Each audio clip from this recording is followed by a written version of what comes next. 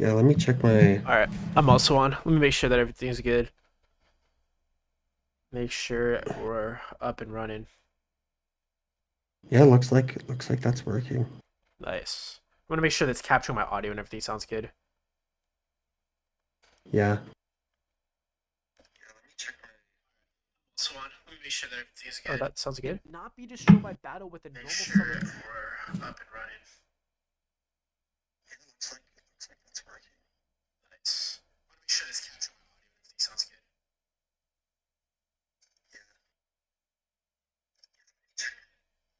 I can't click on my own live stream for some reason. Yeah, mine's good. Mine's good. What do you mean you can't click on it? Monster. And your opponent Oh, takes there we any go. battle damage you would have taken from this card. That battle damage Okay, effect cool. pairs well with its zero. We chilling. All those things are actually pretty strong. Nice. The only weakness Okay. is that it's level 7 and doesn't have a consistent. Yeah, that wasn't that much setup, to be honest. No, not much at all. Special summon. Nice. It can special summon itself. It can the only weakness is that it's level 7 and doesn't have a consistent way to special summon itself. It can I guess it can special summon itself. The only weakness being that it's level 7 and I think I want to make this. That should probably be good. The only weakness being that it's level 7 and doesn't. The only weakness is that it's level 7 and you don't have a consistent way to special summon. Ew, that's kind of gross. The only weakness is. All right, is everything done on your end? Yeah, everything's good. Nice. How far into the video are you? Like not far at all. Okay. At all. I'm like, oh, I guess in terms of trimming it down, where are you at? Like not far at all. Bro. Not far at all. Yeah, I'm like, I think I'm about a third. Just like trimming it down. I would say I'm not a tenth. A tenth of the way there yet. It can special summon itself.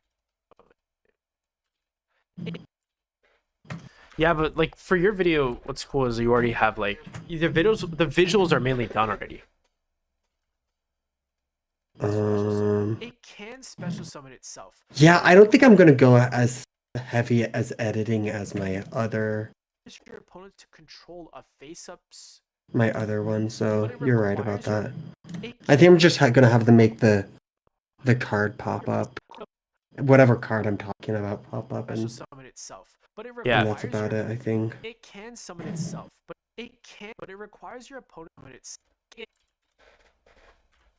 way to special summon it. It can summon itself, but it requires your opponent to control a face up. Can summon itself, but your opponent it can summon itself. That means that going first. Wow, it took me like 10 takes to say that.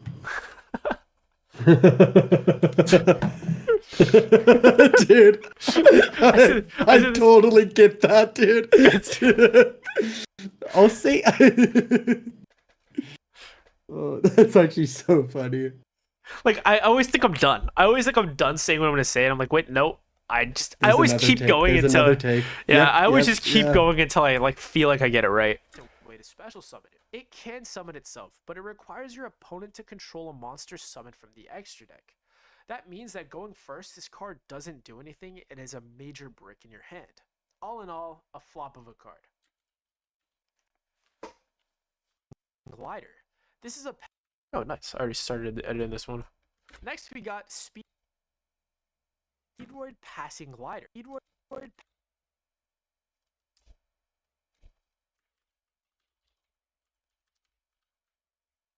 Speedroid Passing Glider.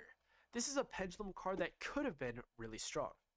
Starting with its pendulum effect, Speedroids don't usually pendulum summon, so we can technically ignore this, but let's look at it anyways. It allows you to send a Speedroid up. I think I need a new mouse. Or no, wait. Were you the one who told? So my mouse, my mouse wheel, like its zoom is so. Yeah, it's really shit. Like, do you see it? No, I don't see it right now. But I'm not watching your screen. I don't think even you're sharing your screen on Discord, but It's How do you know it's shit then? dude, because I mean, it I've is. seen you try to scroll before. I've seen you Oh, try. you have, you have. I've seen you. Okay. Yeah, I don't see it right now, but I've Yeah. seen you try. Do you think I can fix that on my mouse, or do you think I just need a new one? I think you just need a new one, bro. Like, to be honest Okay. with you, like, show me your mouse. Do you know like the mouse I have? No, what mouse do you have? Oh, never mind. I was gonna say it's the one that you gave me. Is it so? But it's not. No, No, it's not. I That's got not. rid of. Yeah. Do you? If you look at my Yeah, stream, yeah, I see it this right is. now. Yeah, I can just see you. Yeah, dude. Yeah. Honestly, to like, if I was you, this is a crazy buy. But look at mine, dude. This is literally the best mouse I've ever used in my life. Yeah. Yeah, yeah. I mean, it looks nice. Like, dude, there's a side scrolling button. Dude, there's a button right here too. You can program this to what you want. Side scrolling. Like, it's ergonomic, How dude. much now? How much is it though? Yeah, so it's like 110, Yeah, yeah. $150. Deck, but it's really good. I'm a, and also like, yeah, I don't know. There's a whole app that lets you like program it, all the different functions in it. Like, it's really good. I would say like Yeah. it's hard because like once I got this mouse, I'm not gonna go to another mouse. Mm-hmm. Yeah, I get what you're saying. It's one of those that like converts you forever. Dude, like think about this. How do you scroll left and right on your timeline in DaVinci? Oh, and just the scroll wheel, bro. No, how do you scroll left and right? That's how you zoom in and out. How do you scroll left and right? The same way. You have to click control and do the scroll wheel. Yeah. Yeah, there's a world where I just do this.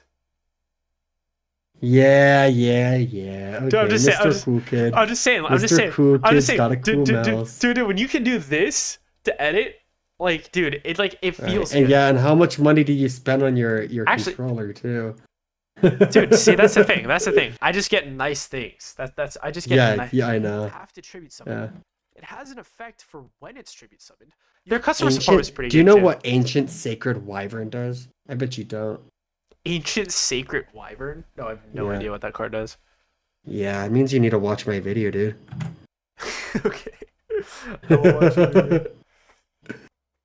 I will watch your video. Got you there. That's so funny. Special summon a level 4 lower speedroid monster from your grave. Also, your opponent can't attack speedroid monsters except passing glide.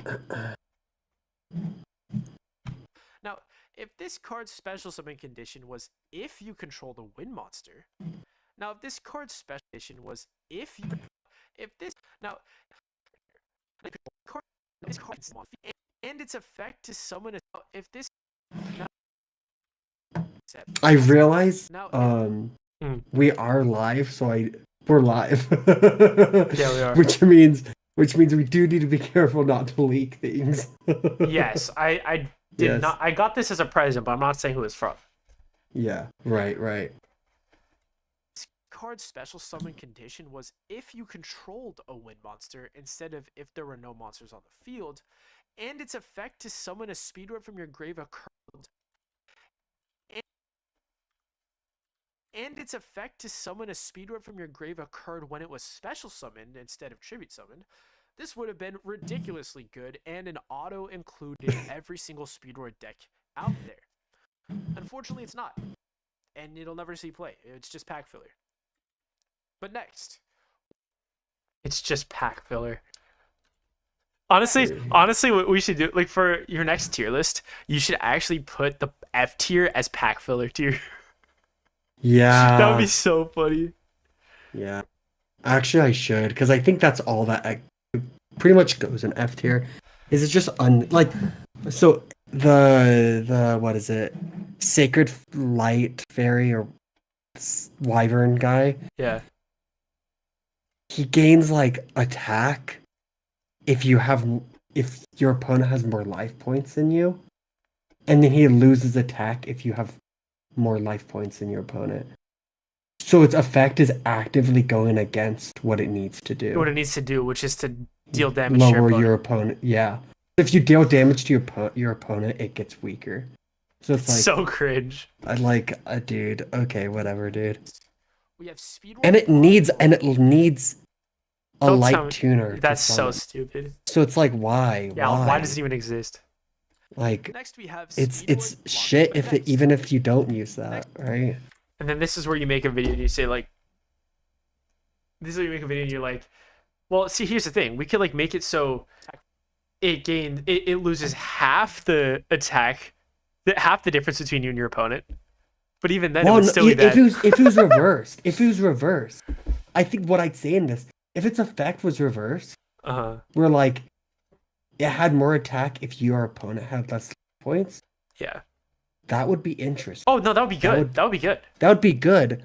Then it's just a beat stick because it has nothing else, and you still need a light. But then you also need to get rid of the other effect of where it loses attack when you have more life points than your opponent. Yeah, but then you still have to deal with like you only summon this if you're winning. Oh, I see what you're saying. You just keep the clause in, except it's just if you're winning, win more. But then that's just a win more card. Exactly. So even if it was swapped, like, is it still good? No, it'd be bad. Yeah, because then it's also just a beat stick. Like what synchro monster is just a beat stick that's good? Colossal Fighter. No, it's sticky. It's a sticky monster. It's a giant beat stick. That's what it does. Yeah, but it's sticky. Well, Gaia. Yeah, Gaia would be the card. Right? Well, but even then, like, I mean, so it's like, is it better than Gaia? And it needs a light. See, that's the thing. I think Colossal Fighter is literally just the best beat stick it has.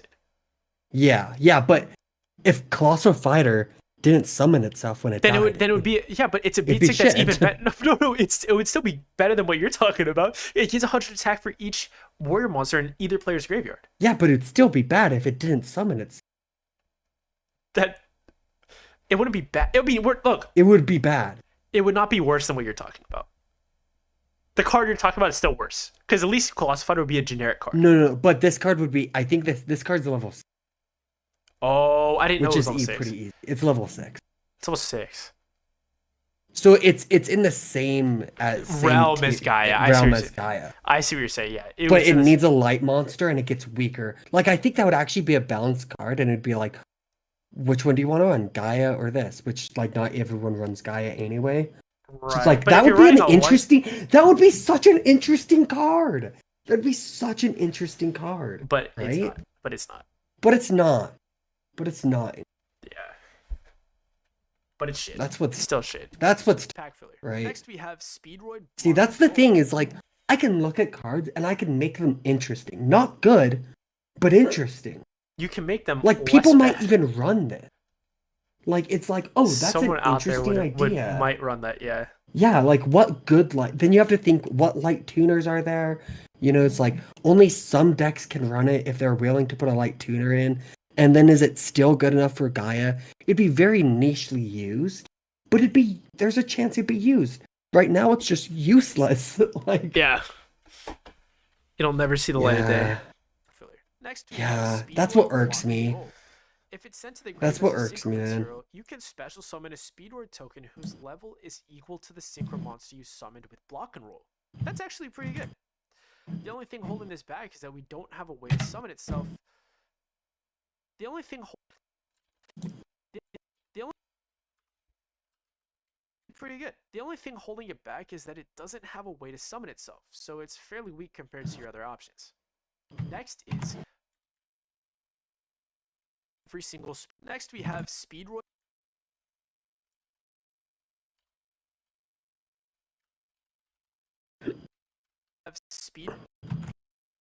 The only thing holding it back is that it doesn't have a way to summon itself, so it's fairly weak compared to your other options.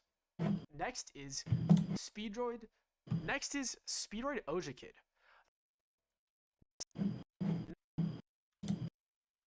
Dude, I'm starting to have like doubts that I just shouldn't have just done the full archetype. You should have done the whole. I should have just done the whole archetype, dude. Yeah. I'm like, yeah. So what was it that you did? What? I just did all the cards that are currently in Duel Links. All the Speedroid cards currently in Duel Links. But there's so many Speedroid cards. That's what I'm saying. That's why I just make a part. Just make a part 2, right? Do I just get rid of the fact that it's like part one? Get rid of the fact that it's part one? What Yeah. does that mean? Like, as in, just like remove that I said it was. It was. I mean, get rid of the fact that it's dueling. It's just like say it's part one. Maybe. But here's the thing if I do that though. But like maybe you say you keep it Duel Links, but your part two is part two. What's past dueling? Oh, the rest of the Speedroid. What's to come for dueling or something like that. Archetypes uncovered. Because like you're touching Duel Links, the Duel Links. Yeah, I want to touch the Duel Links niche exactly, which is why I kind of want to tailor it there. But there's also so I think your part two is just like what's to come, and then it's the rest, and I think that's fine. Yeah, I guess because there's still some. Because then you're still feeding. You're still feeding the demographic, but you're not limiting yourself. Yeah, okay, that makes sense. And it's also I think it's also bad to have that many. Because that's a lot of speed runs. So then you're breaking it into two, still fitting to the niche, but also being able to do all that you want. Yeah, that makes sense. Next is Speedroid Oja Kid. Speedroid pack filler tier. Pack filler.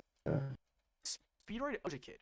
This level 3 monster says that when it's normal summoned, you can special summon one tuner from either player's grave, and immediately synchro summon a wind monster, and you can immediately synchro summon a wind synchro. The only player's grave, and immediately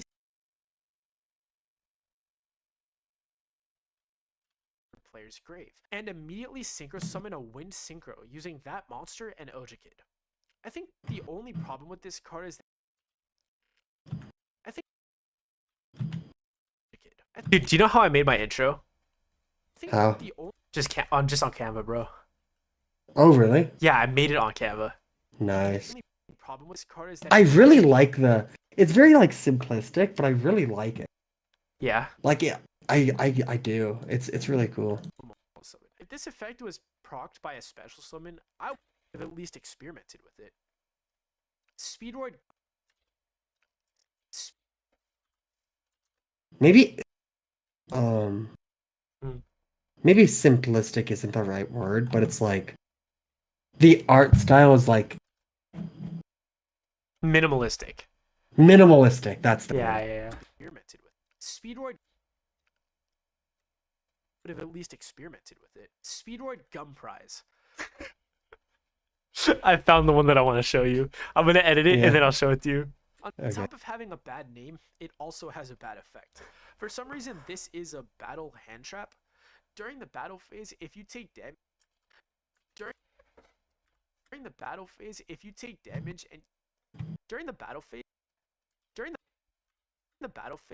you take damage, you can special summon Gum Prize. It's a level 1 tuner, so that's cool, I guess. But it's a level 1.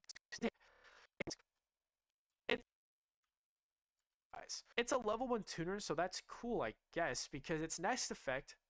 That's cool, I guess, because it's now cool, like tuner, so that's cool. Prize. It's a level 1 tuner, so that's cool. So that's cool. Like that's cool. I guess. So that's cool, I guess, because its next effect tuner. So that's cool, I guess, because its next effect is during the battle phase. It was summoned by its own effect. You can synchro summon a monster using wind monsters you control, including itself. And then if it's sent, you know what I forgot to prioritize in this? What? I forgot to prioritize like making me putting it into the like tier list like a priority in my video. What does that even mean? Like normally I started and I put it in the tier and I'm looking in camera, I'm like, this is F tier. And I put it there. Yeah. You know, but this one's at the end and stuff, and I could just throw it in there, you know what I'm saying? I mean, here's the thing. I think you can salvage this. I think the world is you just like put the card art on the screen when you're talking about, or the card image on the screen when you're talking about it. Just so that like, is what I'm going to do that anyway. Okay. But like if you look at my I older know. tier I saw list, what you were doing. That was the first like thing you did. it's the first thing I did every single time. But honestly, in this case I didn't. So I don't think it matters too much, but like it is something that I think would have helped. I see, including itself. And then if it's sent to the grave to synchro summon a monster, you can mill the top card of your deck, and if it was a Speedroid monster, the synchro, and if it was a Speedroid, and if it was a Speedroid monster, top card of your deck, and if it was a Speedroid monster, then the synchro monster you summoned with Gun Prize gains 1,000 attack. Yeah, everything I just said was a nothing burger. If this like, yeah, what's up? All right. Like, this card does everything I just said was a nothing burger. If this card like this absolutely nothing. Like, am I cringe for hating the Majestic cards? No, I hate them too. Yeah. Yeah, I think their effects are just so shit. Like, they're can't believe so bad. Like, I can't believe they return back. They're like trying to be assault mode, but like so much worse than assault. Like, I think that because their condition is hard to summon because you need Majestic Dragon. Yeah. Like, their effects are okay, but the fact that they return for one turn. Yeah, but they return back. But even then, it's still bad. Like Star Dragon, like copies an effect, and it's like no, that's not bad. That's not bad. Copying effect. It's not bad. It's not bad. It's pretty good. I think the thing that makes it bad is that it returns back to the extra deck. If it didn't return back to the extra deck, it wouldn't be bad. And I don't think Red Dragon Archfiend has a good effect. I don't think if it was just a clear, like maybe, but then I don't know. I just think like they're such cool cards. Like they're visually pretty cool, and conceptually they're cool, like but their really cool, and it's like really an evolution of them. Yes, yeah. But it's just so underwhelming. Yeah. Everything I just said was a nothing burger. Like, this card does absolutely nothing, and I'm not sure why it was even printed. It's overly complicated for no. It's overly complicated, even, and it doesn't actually accomplish anything the game plan wants. And like, even Speedroid anything, and it doesn't actually accomplish, and it does no reason, and it doesn't actually accomplish anything the game plan wants. Speedroid Malicious Magnet. Next is Speedroid. Okay, are you ready to hear this? Yeah. Okay. Oh, you've got to share your. I just realized sharing your screen's gonna. I'm just gonna turn off your Discord face and then. You don't need to turn. You don't need to. Okay, I see what you're saying. Okay. Oh well, I guess not. Cause I mean, it makes sense. Yeah, you could also just leave it up so then people on Discord on your streams. Yeah, I don't see your screen. Yeah, I don't know. Wait, let me see how that works. Yeah, that actually works. Okay. Next is Speedroid Ojikid. This level 3 monster says that when it's normal summoned, you can special summon one tuner from either player's grave, and immediately synchro summon a wind synchro using that monster and Ojikid. I think the only problem with this not this one, during the battle phase, it's this one. Effect, at least experimented. On top of having a bad name. Oh, here we go. Here it is, sorry. Speedroid Gun Prize. On top of having a bad name, it also has a bad effect. For some reason, it sets up battle hand trap. During the battle phase, if you take damage, you can special summon Gun Prize. It's a level 1 tuner, so that's cool, I guess, because its next effect is during the battle phase it was summoned by its own effect. You can synchro summon a monster using wind monsters you control, including itself. And then if it's sent to the grave to synchro summon a monster, you can mill the top card of your deck. And if it was a Speedroid monster, then the synchro monster you summoned with Gun Prize gains 1,000 attack. Yeah. Everything I just that last part doesn't make sense. Like, this card does absolutely nothing, and I'm not sure why it was even printed. It's overly complicated for no reason, and it doesn't actually accomplish anything the game plan wants. Yeah, dude, that card is a cool effect, though. Dude, if you it's like IP before IP. Yeah, there's a few of those in this deck that are like, oh yeah, I literally even mentioned like this is like a wannabe IP Masquerade on it. Like this is another one that's a trap card. Yeah. This is like a wannabe IP Masquerade, and yeah, it would be cool to summon Speedrun Kite Drake. You know what I mean? Just like Like, on summon, blow yeah, up the field, on summon negate your opponent's board. That could be really impressive. Yeah, but it's yeah. shit. But it needs like if it summoned a monster, oh well, it mills, and if it's a speedroid, then it's summoned. No, if Mills and if it's a Speedrun monster, the synchro monster that you summoned with it gains 1,000 attack.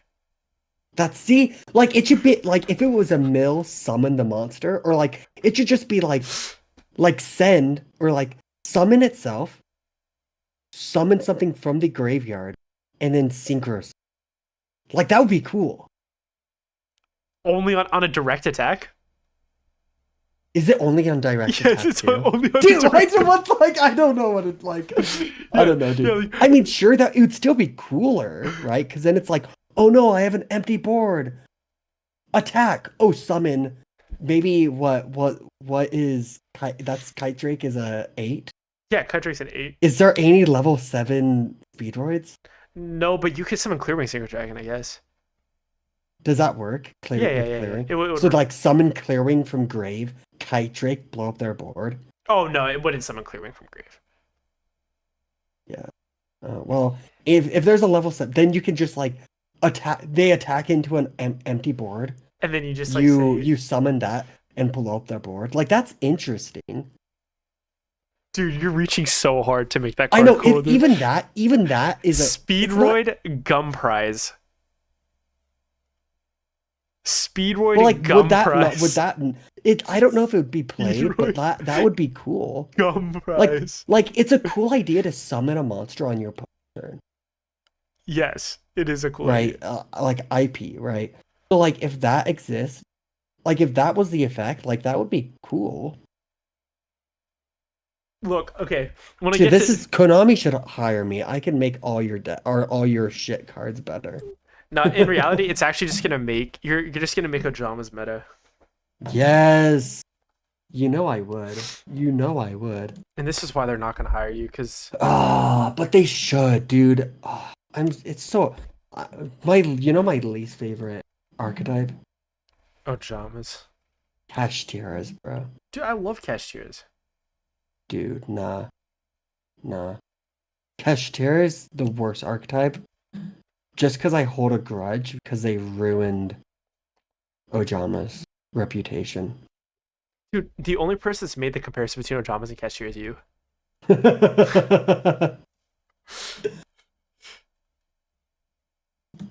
It's a level 1 tuner, so that having a back by a special summon, I would have at least experimented with it. Speedroid Gum Prize. On top of having a bad name,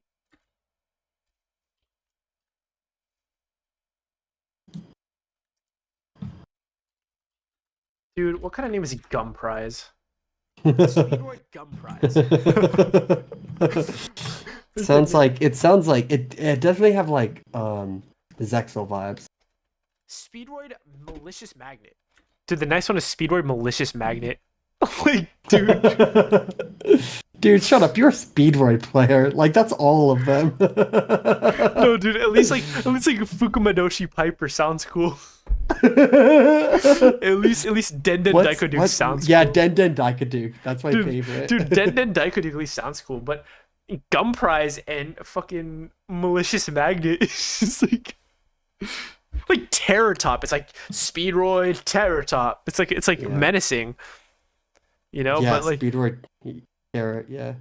yeah, but like Malicious Magnet, it just doesn't roll off the tongue the same. Speedroid Yeah. Malicious Magnet cannot be used for a synchro summon unless it's Speedroid cannot be used to synchro summon unless it uses its own effect. Okay, well during the main phase, if it's Speedroid during the main phase, if it's summoned, you can target one face-up monster your opponent controls and synchro summon one. You know what's really monster funny? So using when I'm itself and your recording, opponent's monster. I do this thing where like Yeah, that sounds okay. like if I forget what I'm Only saying, synchro I'll summons freeze my if you face, successfully get its like effect. not freeze my face and mouth, and then finish the sentence just so my face doesn't do like a jump. You serious? You know what I'm saying? I don't mind if mine does the jump. I mind. I just I edit. don't mind it either. I don't mind it either, but might as well. Might as well. I guess, yeah. And it requires your opponent to control a monster. Yeah, it's too Because like I move a consistent. It lot. Like requires way I too. move a lot more than so Yeah, like you do. you're like I like whoa ooh ooh ooh ooh. You know. Right. So like my jumps are gonna be a lot bigger than yours. Which I Speedroid. still don't mind too much, but Uh-huh. Speedroid Hexa I'm just conscious of it a little bit. card. Its pendulum effect says that you can. Its pendulum effect. Its pendulum effect says you can return a wind synchro monster. Its pen. Oh my god. That one took me like 10 tries. Is another pendulum. Its pendulum effect says you can return a wind synchro monster from your grave or banishment back to the action. That one took me 10 Basically tries. letting you recycle basically letting you basically letting Do you say banishment or do you say a banished card? In here's the first time I ever acknowledged that the zone is called the banishment. The banished zone is called the banishment. You don't think I just say banished. Me too, but I mean, it says you can return. I've never said banishment. Banishment back. Here's the thing. This is what I said. Its pendulum effect says you can return one Speedroid monster from your graveyard or banishment back to the deck. Oh. That's how I said it. But it says which that's is the banished, technical correct. Which is the technical correct. But on the card it says banished or in your graveyard. But I figured it would just. I don't know why it said banishment. I just said banishment. Do you not ever say banishment? No. Oh. I don't think I've ever said that. Turn a wind synchro monster from your grave or banishment back to the extra deck. Basically letting you recycle. Archfiend Zombie Skull is another one of those cards that I'm like, been removed. Dude, like basically letting you recycle. It has like, dude, it could create an entire archetype by itself if it was good. Basically, but it's like, not. Basically, it could like imagine control zombie instead of combo zombie, control zombie. But like, it's not good. I would love a control zombie deck, but instead they decide to make. Dude, you literally can make a control zombie deck. Yeah, but like this, not like this, bro. This card makes your zombie cards can't be destroyed by card effect. Yeah. And it's just like hyper specific to Sunbin. You need Plague Spreader and a zombie. Which is hard at this point, yeah. Because Plague Spreader is limited, right? And if it was a speed it is during the battle and it doesn't actually accomplish anything the game plan wants. Speed. Have you played Red Dead Redemption 2? No, everyone's. I'm just, dude. Here's the thing: is like, I'm a gamer, right? But I'm also not. You're cringe. Like, you're just gonna be like, well, all the gamers say that's like one of the best games of all time, so I don't want to play it. No. Oh no. Okay, what do you I want to play it. Oh, okay, me too. I just don't. I don't spend money on video games anymore. Not even anymore. I just don't spend money on video games. Dude. Like, it's very rare. You're fundamentally cringe. Dude, I don't know, man. You're fundamentally cringe? Here's why. People spend, like, hundreds of dollars, like, a year on video games. Dude, here's why you're cringe. Like, a new game comes out, they drop $80. And I'm like, dude, I don't do that. Dude, here's why you're cringe. How much money have you spent on gacha card games like fucking Duel Links and Pokemon TCG Pocket over the years?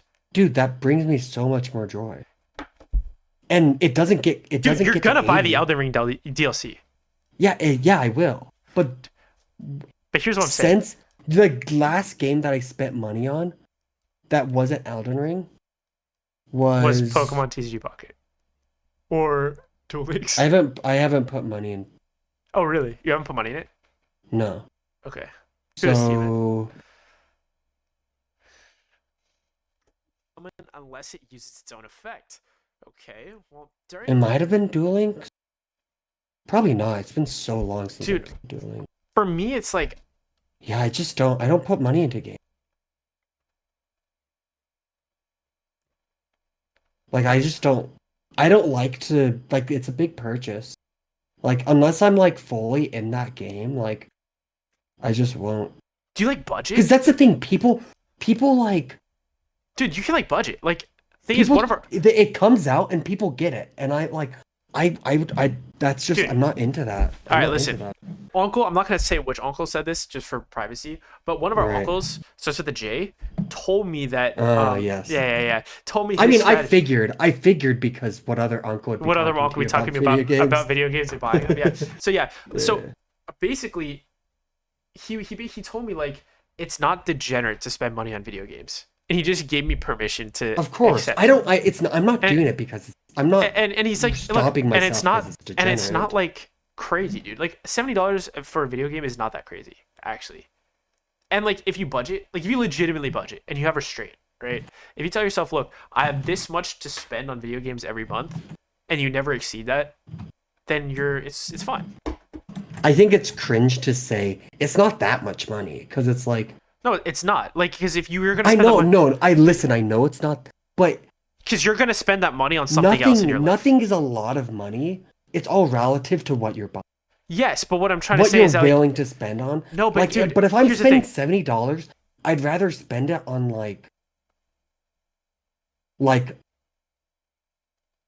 a a third of a plane ticket. Yeah, but like, see, that's like those are like you can't even equate those because like you're gonna spend. I know, dude. This is the way it works. If you don't like account for what you're spending for, if you have zero budget, if you don't budget, then you're gonna spend the money anyway. If you do budget, you can allocate money that you would have spent somewhere else to video games, right? Like that's just how it works. Like unless you're saving like a lot of money every single month, if you're saving hundreds, if not thousands of dollars a month, then dude, then yeah, like I mean, okay, that's cool. With no budget, like that's crazy. But like realistically, probably like you spend money on some things that you don't realize you spend money on, and if you like were paying attention, you probably could have put it together to like be like, Yeah. okay, No, it's I don't think you understand. It's not I just don't want to spend money on a game like that. Like when am I gonna play Red Dead? When? do you know how much Elden Ring you've played in the last like? Yeah, exactly. I'm playing Elden Ring. I don't have time for Red Dead. Yeah, but then when you finish Elden Ring, what are you gonna do? Probably like Minecraft or Elden Ring again. You know what I'm saying? Like I'm happy. I'm satisfied with the games I have. I don't need more. I That's mean, what I'm saying. It's like there's so many games that people are like, dude, I love this game. Like Monster Hunter. Like my friends are like, dude, you've got to everyone's get playing it. Monster. You've got to Yeah, get everyone's it. playing Monster. Yeah. And I'm like, what? How much is it? Like $60? Like I'm not gonna drop that much on a video game. Not because I'm like, I just like that doesn't interest me. Dude, but like, do you ever go to the movies? Like, Yeah, rarely, not often, but yeah, I do. yeah, like how are those any different? Like, how is it like It's you, different because what I like to spend money on is social. dude? Yeah, okay. I never So like understood. I I never do. understood this because I view gaming as social. What do you and I do together when we game?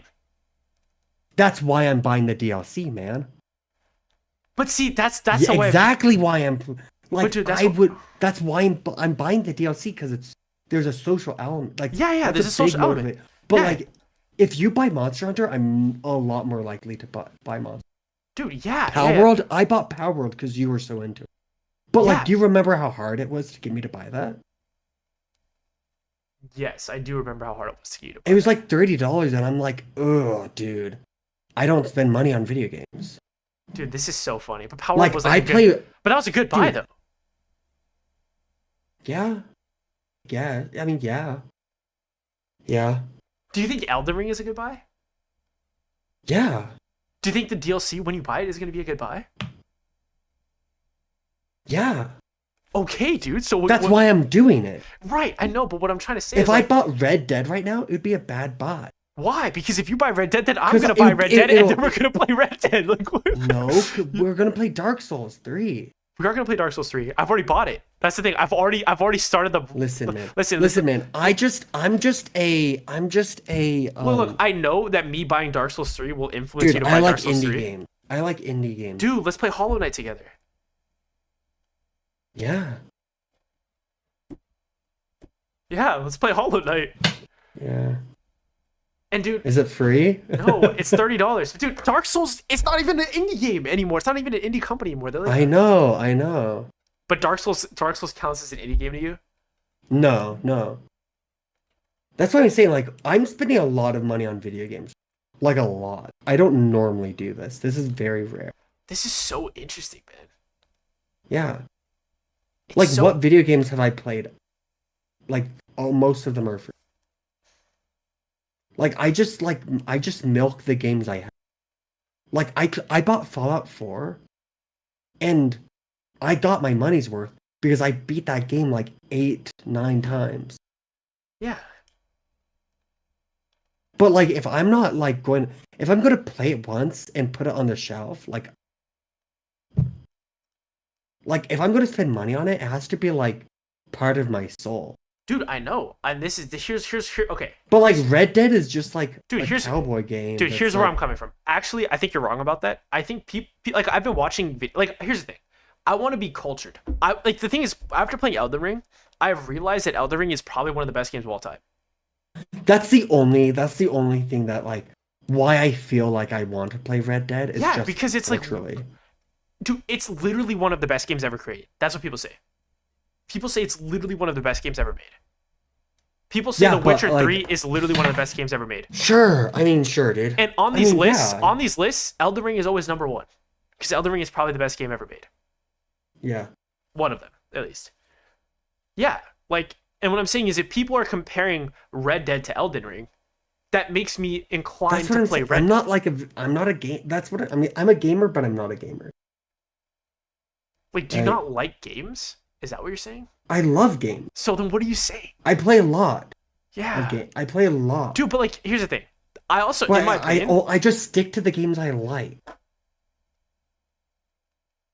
I know, dude. Here's... Like, okay. I'm not like... But also, here's the thing.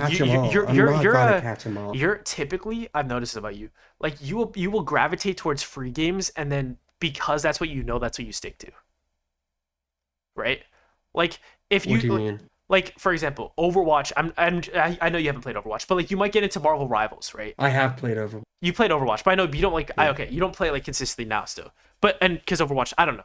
Anyway, Overwatch is free. Yeah. Right. You could be playing that. You could be playing Marvel Rivals. You could play like Warzone. You could play like Fortnite. You could play League of Legends. All great games, right? Yeah, but dude, in my opinion, those games are not like actually good. That's cringe. That's actually really bad. I don't think that's bad. That's a bad take. I don't think it's cringe. You don't think Call of Duty is a good game? Like Warzone, no. Like anything that shoves a battle pass and like pay to play, like pay to win, like battle pass stuff. Yeah, I just think it's like all of it's like kind of like, yeah, like I don't think those are gonna go down in history for some of the best games. I don't think so. Like I think specific Call of Duty titles will go down in history. But I don't think price matters. No, it doesn't. Actually, it does. Actually, it does. Because if it goes down in history, but I don't care to play. Like you don't World of Warcraft. Oh, yeah, you have to. You have to pay to play that, yeah. Yeah, it's a subscription. Yeah, there's just like I don't know. But I do think League of Legends will go. Like that's a very historic game. It is a very historic game, right? It is a historic game. I agree with you. It's a historic game. But I also think there's a world where it's like there's a lane, right, that it's in. And like the moment that League of Legends stops having a player base, it's no longer a playable game. Do you know what I mean? That's just called multiplayer, dude. No, I know. And I'm not saying multiplayer games are bad. I'm just saying like there is a world where like for example, there's some old Call of Duty games. Like Black Ops 2 will always go down in history as a good game. Yeah. Yeah. Like Black Ops 2 is just like a good game. But like it's one of those things where like I don't know. In 10 years, you're not going to be able to boot up League of Legends. Maybe not. I mean, maybe not. Maybe you will. It depends on if they're still supported, right? But there is a lifetime on these games. Like Overwatch 2, right? You can't play Overwatch 1 anymore. You literally cannot play it. It's like one of those, like, it's a free game, but it's like it's a live service. So like the moment they decide to revoke it from you, you can no longer play. And all I'm saying is like there are games that you can like download, and I just don't know what you're blabbing about, dude. What I'm getting at is that my only point is that typically if you want to like own a game, you have to buy it. Like you now that you have Elden Ring. Do you understand that even if you buy it, all those things still happen? No, like for Elden Ring, I mean maybe for you because you have it on Steam. I own Elden Ring. Like I have the disc, which means that as long as I have. No. What I mean is, you can buy Call of Duty, and that's still going to happen. That yes, which is why I don't think it's that good of a game. I've bought Call of Duty before, and like I bought Call of Duty Black Ops Cold War, and when I try to play it now, I can no longer play it, even though I bought it. Yeah, I agree with you. Fallout 2 is an amazing freaking game. Can you not play it anymore? But people, no, there's still a player base, but like it's not like it diminishes over time. Right. But what I'm trying to say is like Elden Ring, right? Like I bought the game and I have the disc, and as long as I have an Xbox, I can put the disc in my Xbox and play it offline. And I'm just saying, like, typically, like, you could technically play Black Ops Cold War offline. You should be able to, but they, like, killed the game and made it so you can't do that. And I think that was cringe. And its monster effect is that...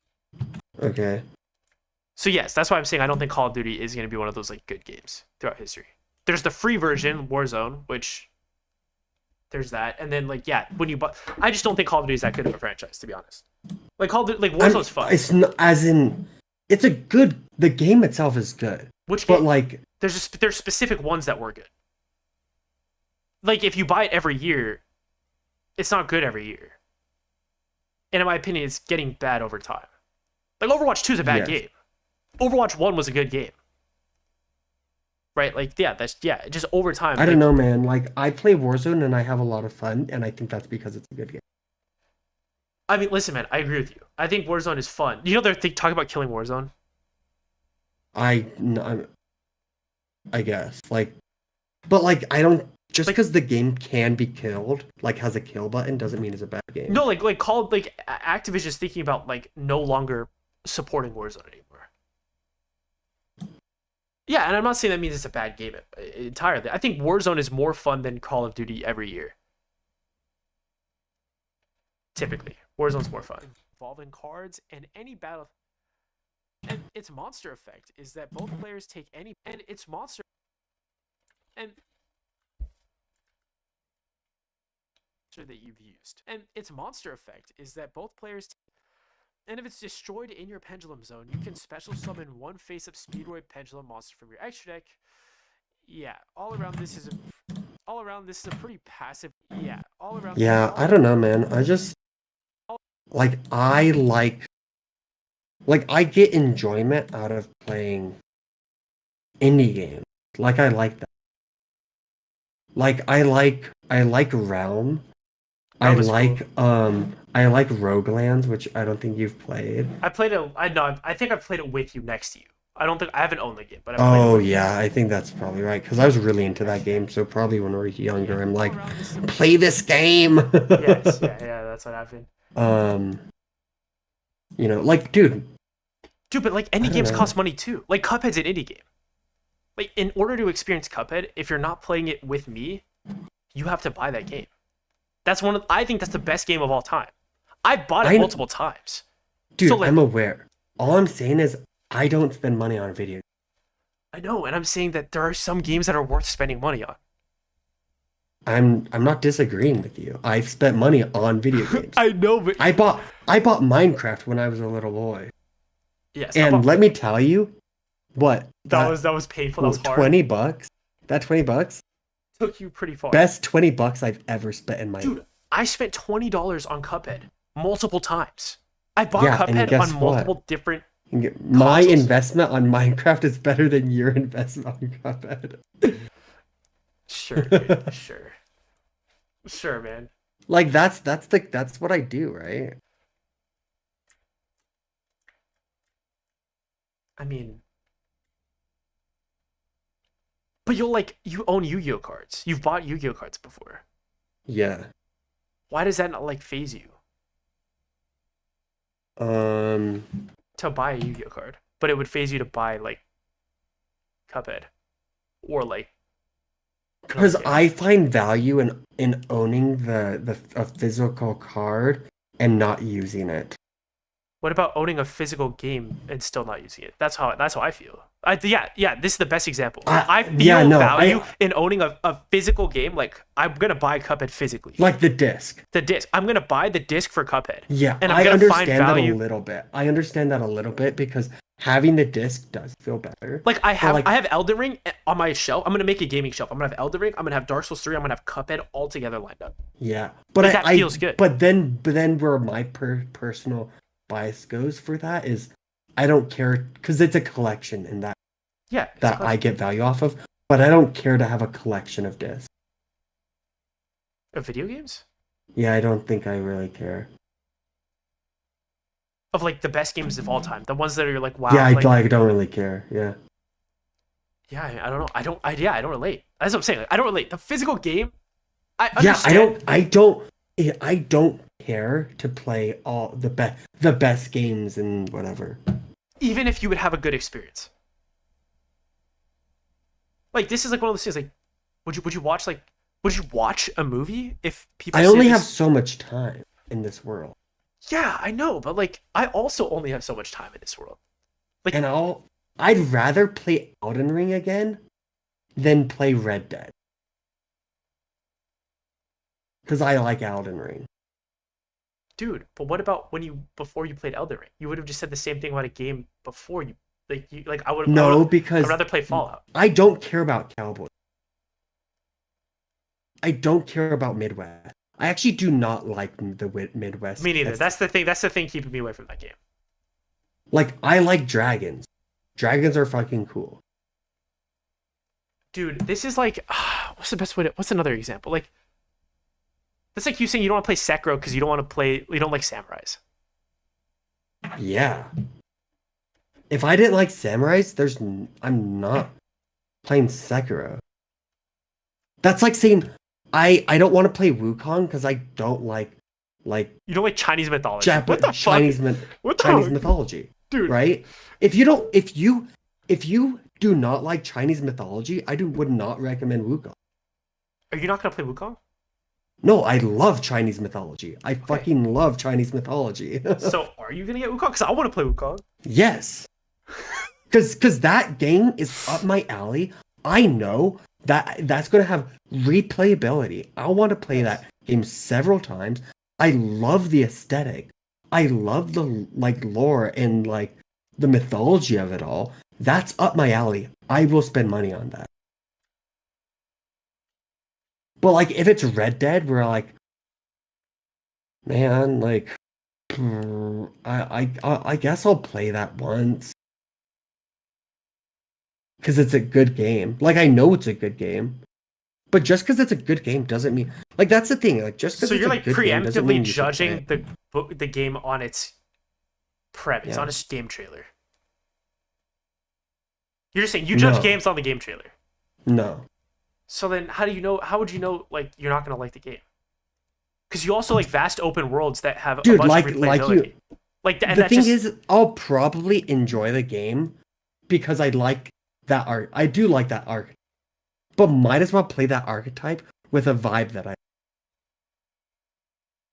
What about The Witcher 3? I don't know enough about it. It looks really cool. I've been researching. That game looks really cool. I could see myself. But you know what I'm saying? Where it's I'll do an open world. If it's a vibe, but if it's an open world, if what's bringing me to the game is that it's an open world thing, and that's all, just play a different open world game. That is a vibe that you like, right? Interesting. I don't know, that's what I'm saying. But how do you know the vibe if you're going to like it until you play it? I can see that the game has horses and revolvers and cowboy but here's the thing. I'm going to point this out. I tried to show Realm to somebody, and they told me, oh, I just don't like the way it looks, so I don't want to play it. But I think that's totally valid. You think that's just an instant, well, you didn't even try it out? They like played like 10 minutes with like, yeah, I don't like the way this looks. I'm like not gonna play this game. Yeah, I think that's valid. Well, actually, this is where I don't think. That's what I'm thinking. I This think is the that's one cringe. thing That's a cringe take. what I do have to say about that. Realm is free, dude. So like, might as well give it a try. But if you have to spend $60 on that and you think it's an ugly ass game, don't buy it. I don't like cowboys. Why am I spending $60 on a cowboy game when I don't like cowboys? Like, I'm not gonna spend $60. That's a lot of money. Like $60 is that's a that buy. it is. It's a good amount of money. Yeah. Yeah. So why Right. would I I wouldn't spend want that to much waste money $60 on a cowboy game? I don't like cowboys. Like, but this also isn't your take, because you would also say the same thing about Power World. You did buy Power World because I bought it, but if I didn't buy Power World, you'd be like, I wouldn't have bought it, yeah. Yeah, you're like, I don't like monsters that are captured in balls. No, but I do like in an open world setting. Like, yeah, that's what I'm saying. No, you do but like I wouldn't say that. You wouldn't say that. You wouldn't say it because you like all of those things. Here's the thing: is I looked at Power World and I knew it was a game I was gonna like. Uh-huh. I actually saw that game. I knew it was a game I would like, but I'm like, it's money. I probably won't get it. Right. Okay. So, but this is not what we're talking about. You not liking the vibe of Red Dead is one thing, right? But there's also the other concept of you just don't like spending money on games, which is the other thing, which is like, the point of what we're talking about. Not that you don't like cowboys. I get that you don't like cowboys.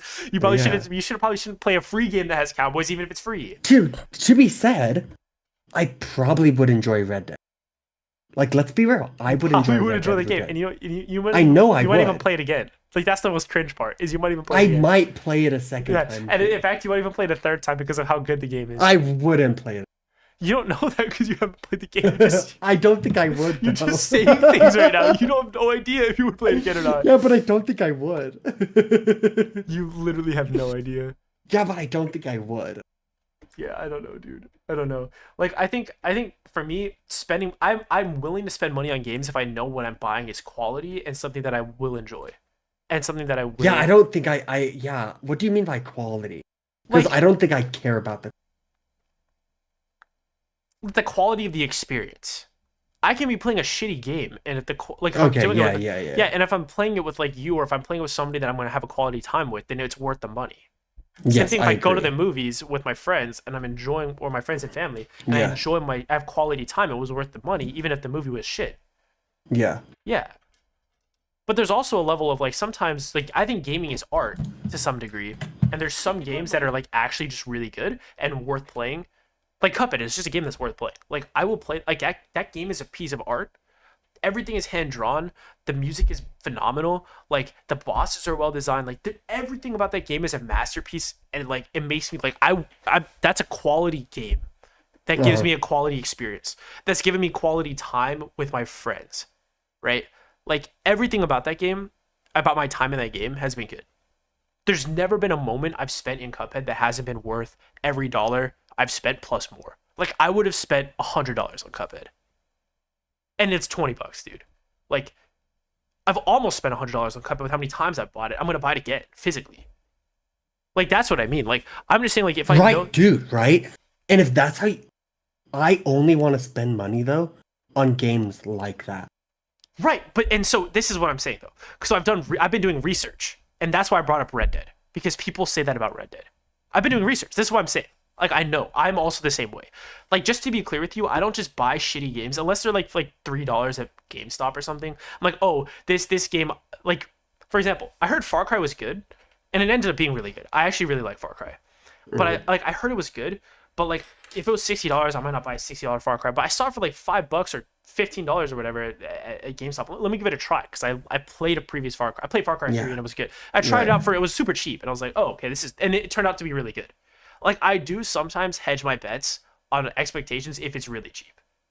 But typically, I don't just like buy games unless I think they're going to be really good and give me the quality experience. You know what I mean? Right. I just think I'm more likely to do it before you are. Of course. Even though I think we have similar metrics. Like, I bought Elden Ring, or I didn't buy it, but I bought it for... No. Yeah. I don't think we have similar matches. Like, yeah, you just told me that you would only want to spend money on games that are like what I just described, the Cuphead. But it's like, dude, like that's all. Like, yeah, I want to buy games that I would like play multiple times that have that replayability. Yeah, like that's. I don't like. I'm not going around buying like fucking like Call of Duty every year. I'm literally not buying Call of Duty every year. I'm not buying FIFA. I'm not buying Madden. I'm not buying like all Yeah. these like degenerate games every single year that they release. Yeah, I think the thing is, I think I'm just content with the amount of games I have. Like if you never played a Like new game for the rest of your I life, do you wouldn't if care. I never played a new video game for the rest of my life, I'd be okay. I have everything I need. Hmm. Me too, because I have Cuphead. Yeah, right? See? If I have But Cuphead, it's not because it's not just I have I have Minecraft, which is like a creative outlet. I have a lot of deck building. Like I honestly have too many games. dude, I don't relate to this, man. I don't relate to this idea. There's too many games because I think there's always like I've just view games as like books, which is so crazy to say, but like I just Yeah, want to and read so that's many the thing. books. I don't. That's how people see is like they'll get the latest book of author they like. And I'm like and some No, it's people not like like of the do author they like. It's just like sometimes you just hear that this story is phenomenal. You should probably read it. I'm like, oh yeah, right. Yeah, it's like that, or like watching an anime or watching a show. It's like yeah, some shows are just like so good you should probably watch it. It's just another form of media that is enjoyable, that is art sometimes. There's garbage, right? There's shitty TV, right? Shitty reality TV yeah, that but imagine you have to pay $60 to watch like Arcane. you're probably going to spend over $60 over the course of a couple months paying for the subscription to watch Arcane. Yeah, that's just how that works. You'll probably end up spending more than that in your lifetime. Yeah. Like if you have a subscription to any service, like yeah, you're going to end up spending more than that. Yeah, and guess what? I don't. I mean, yeah. We'll see how long that lasts, man. I don't know. Like it's hard to not have something. I only have one subscription that's Crunchyroll, but like some people do, like a lot of people. Your parents have subscriptions. My parents have subscriptions. I Like know, but everybody guess does. what? They've got a lot of money. Yeah, I know. Like, yeah, dude. Here's the thing is, If yeah, you if got a I had a dude, if I had fat paychecks every month, then guess what? I'd probably have bought Red Dead Redemption and just not. dude, that's cringe. That's a cringe statement, dude. Like I Yeah, don't think dude. it matters Like how much money you make every month. if I It was a doesn't matter. million, if I was made You think the millions amount of of money dollars, you have matters in terms of that? Like yeah, you wouldn't dude. like save up for like if you just wanted to play something, you wouldn't save up for like months to a year to buy the game Oh, that I eventually. would. Yeah, Yeah, if I wanted to play it. if you wanted to play it, yeah. Yeah, if I But then wanted why? to play it, But yeah, if I you would do just, that. but if you had infinite money, why would your stance on your video games change? Like if you don't want to buy the game, then why would you still buy? Like in I order to, would buy it. I would buy the game because it's a good because I've heard good things about it, you're and I saying might get around to playing it. that Because that right now, if I buy Red Dead Redemption, I do not know when I will play.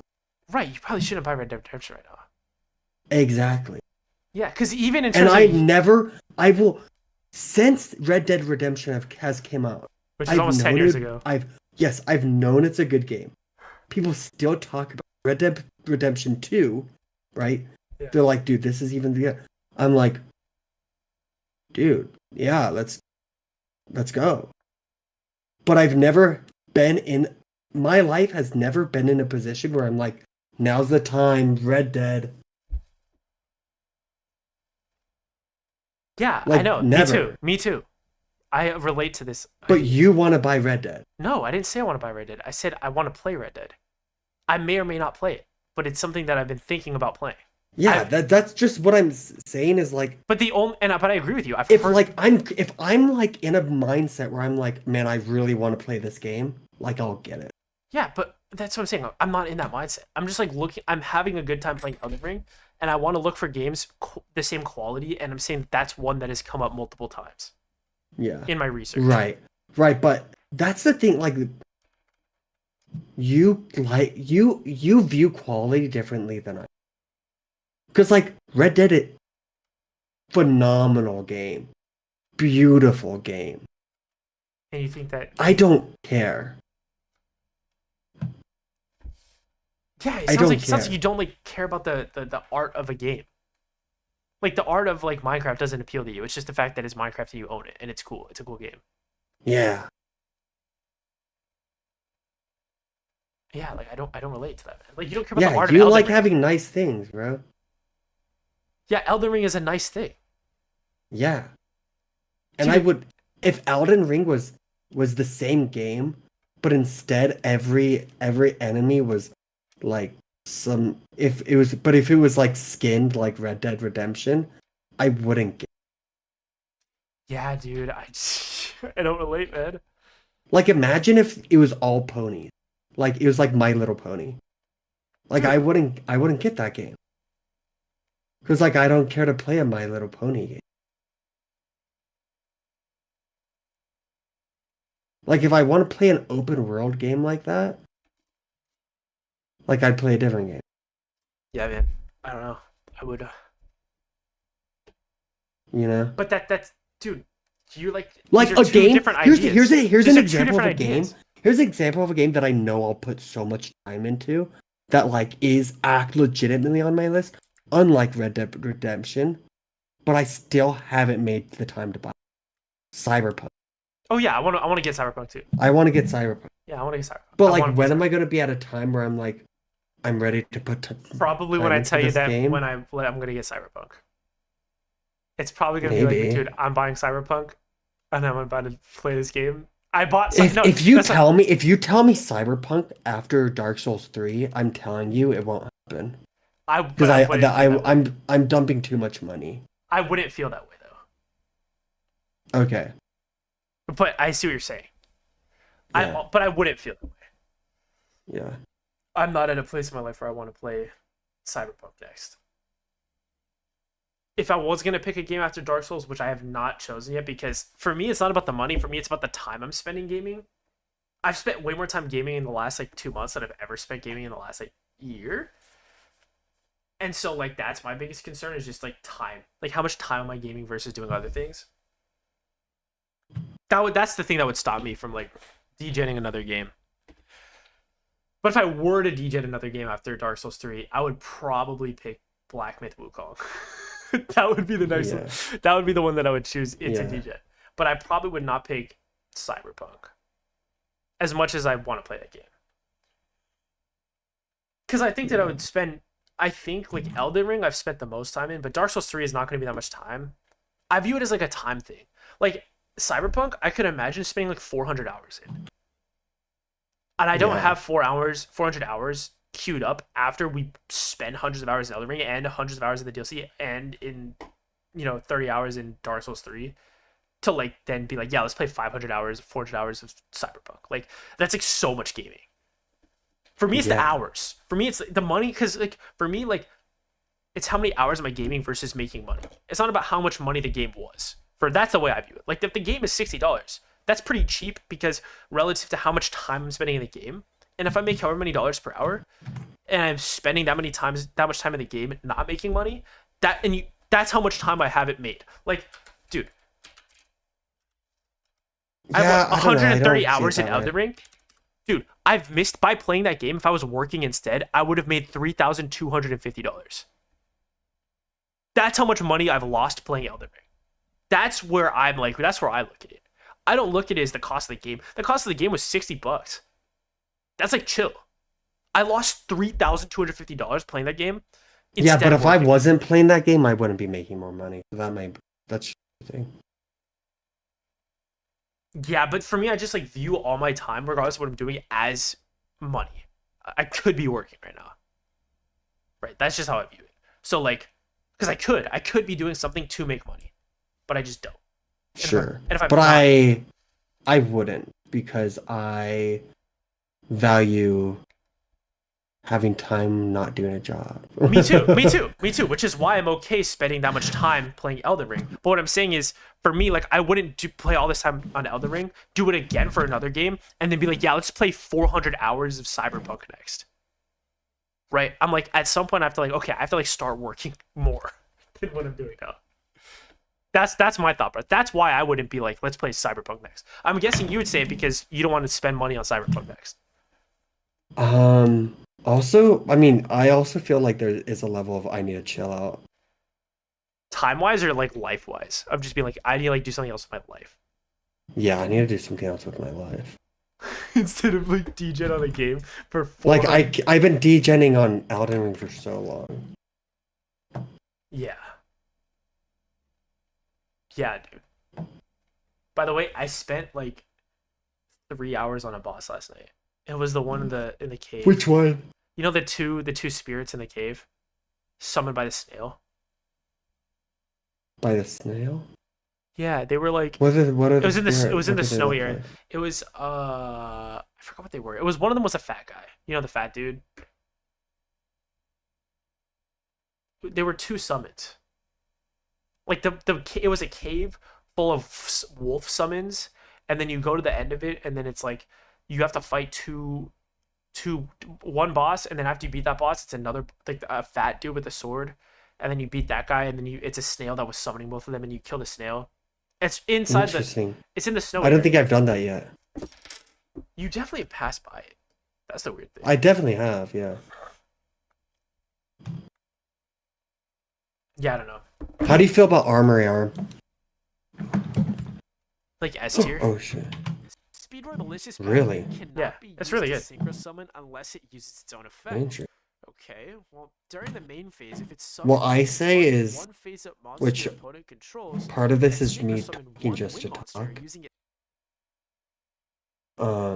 But I say, like, it's hard to rate because I do think its effect is very good, but like Itself and your opponent's monster. Yeah, that sounds okay, but it's you can so only synchro like summon when do you to summon successfully get its effect off.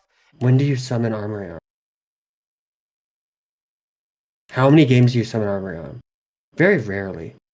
Rarely, but you need It's a level 4. Sometimes you need a level 4 synchro. Yeah. Yeah, yeah. Oh, I see I what you're saying. think So it goes it's the it goes in only- niche it's but the good. It goes in only- niche but good. It's the only level 4. If there was another level 4, You like probably- would you every might- deck run Armory Arm? There's only one, and even then people still don't summon it. It's only niche but maybe if good. someone mind controls and they have a Right. level 2 or something. Like it's very rare that you summon it, so it's like It's niche even though but it good. is a really good effect. I see what you're saying. So Dude, do I be cringe or do I not be cringe? I can be cringe and just get a bottle of like bottled water from my mini fridge because I just happen to have one because I was out in the snow and I kept the bottled water, or I can go to my fridge outside and fill up my cup, and that's less cringe. My mini fridge is right here. My fridge is out there. just get the fridge, bro. Just go to the fridge. You're right, dude. I just can't be a degenerate. Yeah, don't yeah. Thanks, man. Yeah.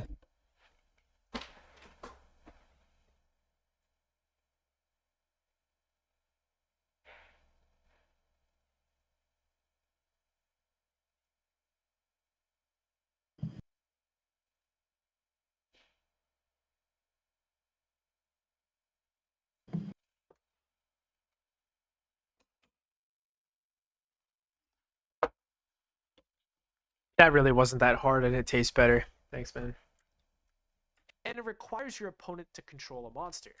Yeah, it's too inconsistent and requires way too much setup to actually be viable. Speedroid Hexa Saucer is another pendulum card.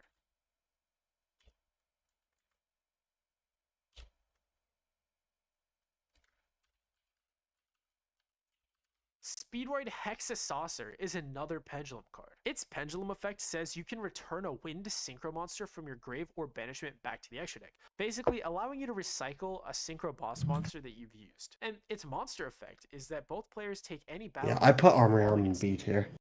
Which is what niche but good. Niche but good, yeah. And any battle damage involving it is halved. And if it's destroyed in your pendulum zone, you can special summon one face-up Like Speedroid A tier's monster most from each decks set. should run, which like Yeah, all around this is almost pretty every deck does run it. So it's like maybe it should be an A tier, but like the thing is like It's know, legitimately just niche but good. it's like Reactive legitimately just effect, niche but good. It's super niche. It doesn't contribute to the deck's game plan. It's a waste, and in my opinion, is a waste of space in your. It's a waste. Game plan. Game plan is. Game plan is.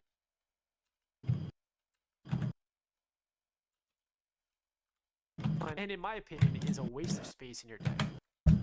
It do be very crazy how long we've played Yu-Gi-Oh. Huh? It's crazy how long we've played Yu-Gi-Oh in our life. Yeah, dude. Or like engage, not even just played, but just engaged in something Yu-Gi-Oh. Whether it's the anime, YouTube videos about it, Yeah. or like making YouTube videos about it, or debating each other about it. Just how like the influence of the game itself in our life. We literally have matching Yu-Gi-Oh tattoos. Yeah. Yeah. That's a crazy world, man.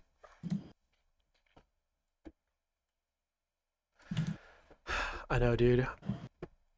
I think you're right about the Magic versus Yu-Gi-Oh thing. Like, I think at heart I'm actually a Yu-Gi-Oh player. Yeah. I think I'm actually a Yu-Gi-Oh player at heart because I'm like the guy who contributes to the degeneracy of the game. Yeah, you are. And it's funny because, like, I don't know, do you think some part of you just wants to, like, let go and relax?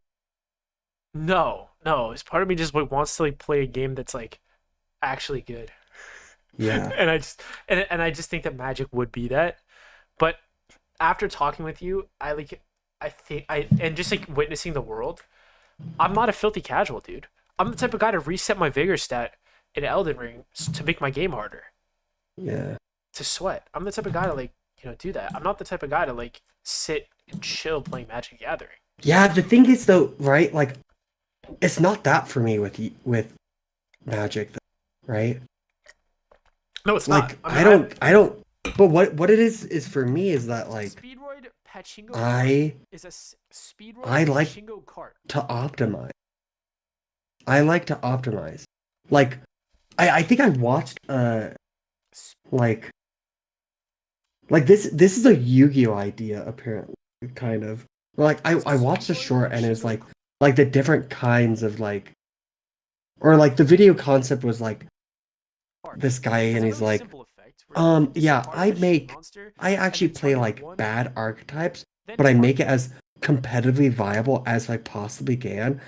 And like the joke was like, oh, because I can just like blame my deck because it's bad, but if I win, like, then my opponent's bad. Yeah, then I'm good. Yeah. My opponent's bad. Yeah. And it's like ha ha ha. But like that's what I do because I like playing. Like, I think these strategies are fun, but I do want to optimize them and make them as viable as, Right. You're a jank player enthusiast. I'm a jank player but like I'm not a jank player that's just like I'm gonna throw in like. That's not a jank player though. Like those are like level. Those are you're not a shit player. You're a jank player. Exactly. You're not a shit player. Magic players are like, I like how this card reads. I'll put it in my deck.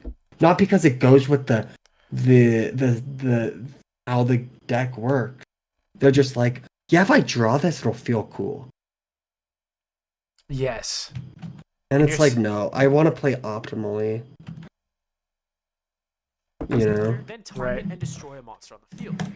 If this wasn't a soft once per turn, gosh, it could be used for cheesy strategies, but you probably shouldn't play this in a Speedroid deck. Do you not color code while you're editing? No, I don't see a purpose because I nest them into different timelines. Like right now I'm working on one timeline, but I'll nest this eventually and put it into its own timeline. So, I'll show you what I mean when I'm done. To isolate things, because I don't like, what's the point of color coding it when I could just isolate it into its own timeline?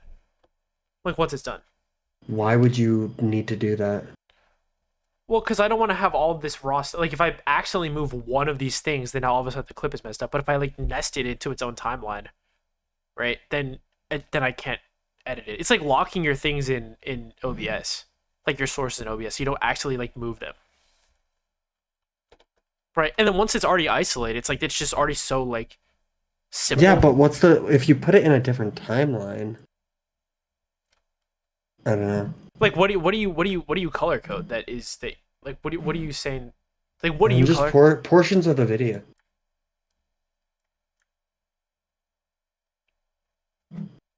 What's the purpose of color coding? it just helps me focus on what I'm editing. So like right now, I'm editing this bit right now, You're not sharing and your I'm screen, so I not can't see. editing this. You're not sharing your screen, so I don't see. Oh, but I could have your stream pulled up. I guess I just don't. Yeah, why? Yeah, so you don't have my stream pulled up. You're saying, huh? No, I don't even have my own stream pulled up. I don't even. Have I my own don't. stream. I've got my stream pulled up just to see if someone joins. But I'll see late. Oh, dude, I like the thumbnail. thanks. Yeah. Oh, dude, your setup looks better than mine. What does your setup look like? I should check your stream out. Oh, so you don't have my stream pulled up? Yeah, no. I only have so many screens. Oh yeah, mine does look better than yours. Dang, dude. No, I mean not much. Yeah. So I guess looking at yours. So wait, what are you saying? See, like this, like I'm editing over here. I'm editing this. This is already edited, and it helps my brain to be like, it helps me focus on what I'm editing when this is a different color. It's taking a second for it to update. I love how you could have just shared your screen on Discord, but it's fine. I have to wait for it to. Okay, here we go. Oh, so the light blue, Now I got it. Now the light blue is up, is edited, and green is yeah. It helps me just focus on what I'm editing. Oh, interesting. That's exactly right. Yeah, no, for me, if you look at mine, like I just like what I do. Like I've marked each individual card that I'm talking about. How do you mark it? I just click M. And like I also have the names for that card. Like this is Pachingo, whatever his name is. Yeah. And then but eventually, I'm like, yeah, I mean, I can see what I've edited because I've done this, right? Like anything that I haven't edited doesn't have any slices. Anything that has slices, I've edited. You probably shouldn't play this in a Speedroid deck. Finally, that's my thought. We have Speedroid Razor. Yeah, I get that. It just helps my brain so much. Then do it. Like it reduces my headache. Yeah, then do it. For me, it would. So, yeah, for me, I don't do it. Yeah. Turn it allows you to change itself to defense position to lower a monster's. Finally, we have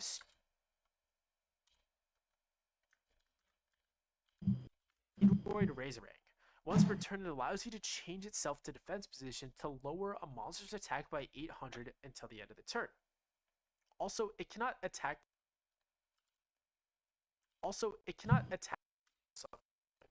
This is basically a worse rubber band plane, so I don't think you should run it. All right, now that concludes the main deck monster lineup. Let's talk extra deck. Starting us off, we have High Speedroid Hagoida.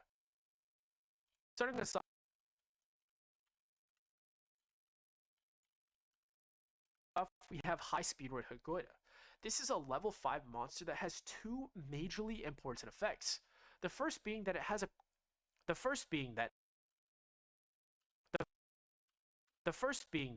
a quick effect, you contribute Hagoida to increase the level of all monsters on the field by 1 until the end of the turn. And its second effect lets it summon itself from the grave if you control a Speedroid tuner monster. That locks you into win monsters until the end of the turn, though. Its level modulation is very powerful and has historically been used to out-synchro and exceed strategies like the oppressive Tacky. I went to Barnes & Noble today to get number 6 in the Tokyo Ghoul. Oh yeah? Yeah. But they didn't have it because I have 5 and 7. Dude, you gotta Amazon it, bro. Yeah. Do you know they're cheaper on Amazon? I bet they are. Yeah, but I was hanging out with Janessa and she loves Barnes. Yeah, she loves Barnes & Noble. So I understand. Yeah, yeah, like dude, I get it because like there's something magical about being in person. And, there's very magical. Like dude, like I've been collecting Berserk, right? The Berserk hardcovers, beautiful. Fucking manga, dude. They're so. It's like they're like double size. Here, I'll actually get one. Hold on. Yeah.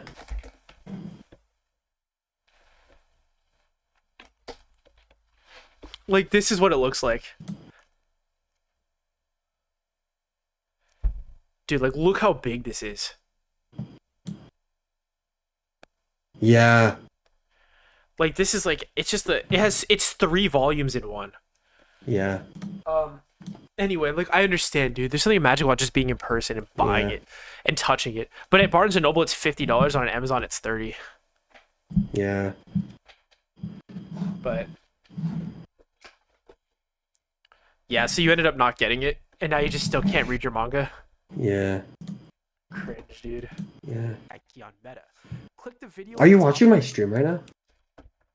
My phone is off, but it was. I had it pulled up. It's on my phone. Okay. Yes. I just see 2 people.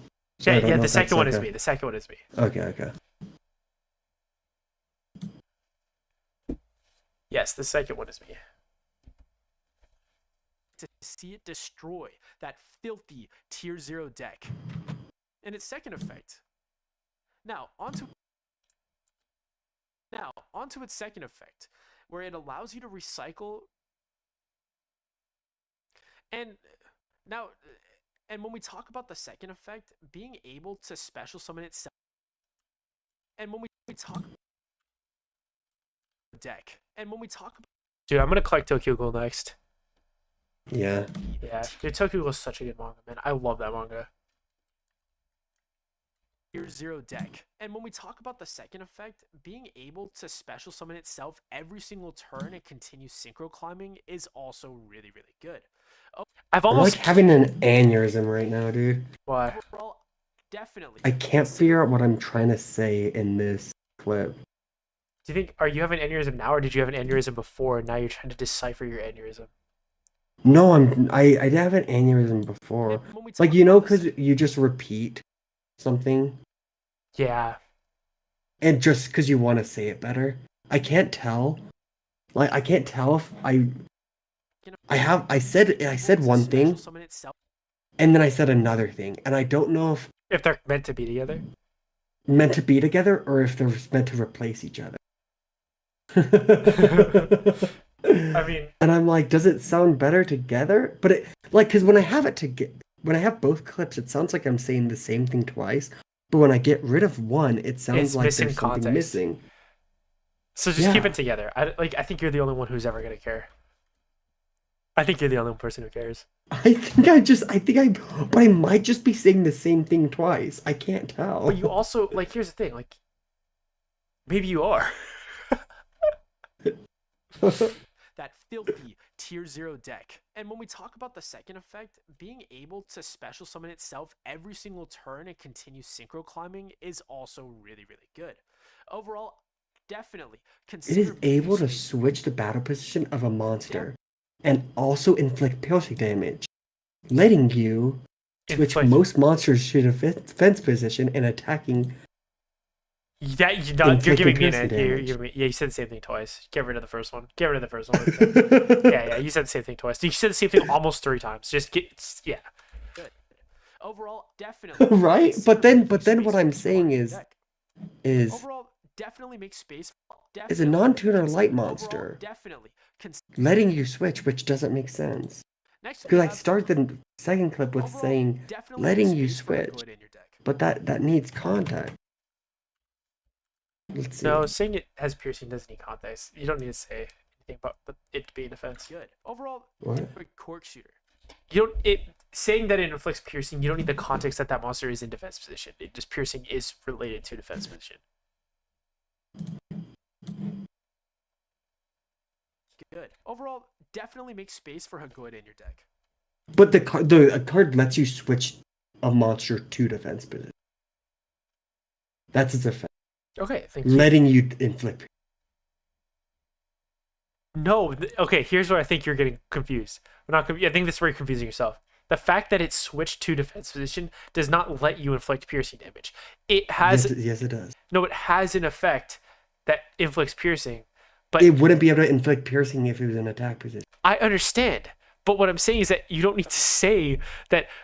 But look, it's cause and effect. The fact that it switched a monster to defense position doesn't give it the ability to do piercing. It can do piercing because it is in defense position. Yes, because you can't. Because otherwise, if it was in attack position, it wouldn't do piercing. But it would. You still take the difference in life points. The piercing is just an addition. Is an attribute added onto a monster that is currently in defense position. But that attribute's adding is an attribute that occurs for attack position monsters. I'm just gonna share. Just share your screen. I don't know. You're giving Let me me yeah, let me share your screen so you can hear this terrible. Okay, tell me when you're here. All right, I'm here. It is able to switch the battle position of a monster and also inflict piercing damage, letting you switch most monsters to defense position and then attacking and inflicting piercing battle damage, which is pretty. Yeah, delete the second one. Just like what the fuck, dude? Yeah, you're tripping right now. Actually, Just split delete right the here. second Split one. right here and delete the second one. And this will make Now sense. let's see. It is able to switch the battle position of a monster and also inflict piercing damage, which is pretty good. Now, Yeah. Okay, yeah, that did it. Okay. Yeah.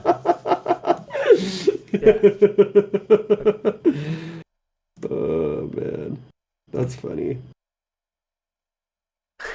Your deck. Next, we have High Speedway Cork Shooter. This level 3 synchro cork shooter. I'm gonna lock in.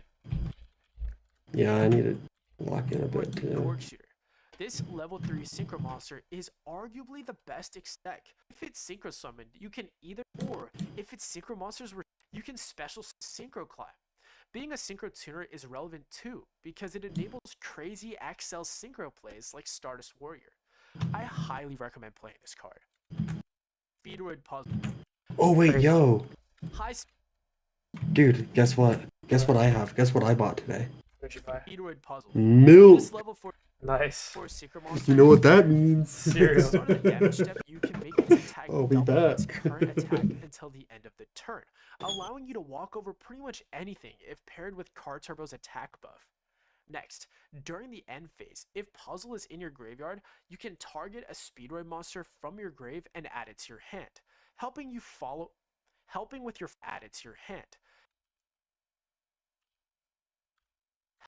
follow-up plays. High Speedroid Chambara is High Speedroid Chambara 5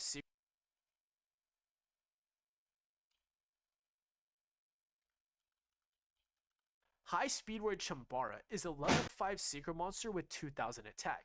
It can attack twice per turn, and during the damage step, it gains 200 attack. Also, if it's sent to the grave, you can target a banished Speedroid card and add it to your hand. Also, you can only summon one Chambara per turn. Also, you can only summon. Also, you can. Do you pay attention to the clothes you wear when you record? No. Sometimes I do. I try not to look too bubbly. You can only summon one per turn. This is a solid option to enable OTKs and get you damage. Speedroid Kydrake. High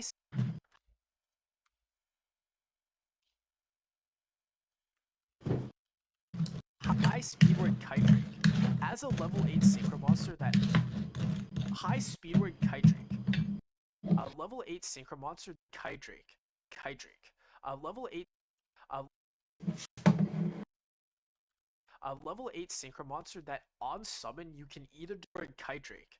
A level 8 synchro monster that on summon you can either destroy all other cards on the field or negate all face-up cards your opponent controls.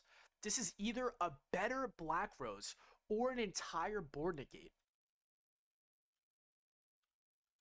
To top it off, if it's sent to the grave by your opponent's if it's sent to the graveyard by your opponent, you can search for any Speedroid from your deck to your hand.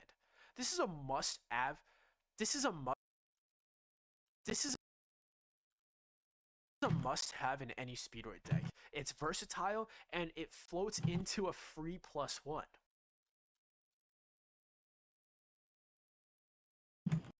High Speedroid Clearwing. High Speed +1. High Speedroid Clearwing Rider. +1. High Speedroid Clearwing Rider. Once per turn.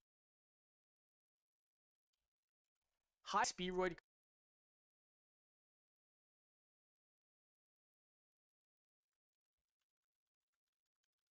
I've done 18 cards so far.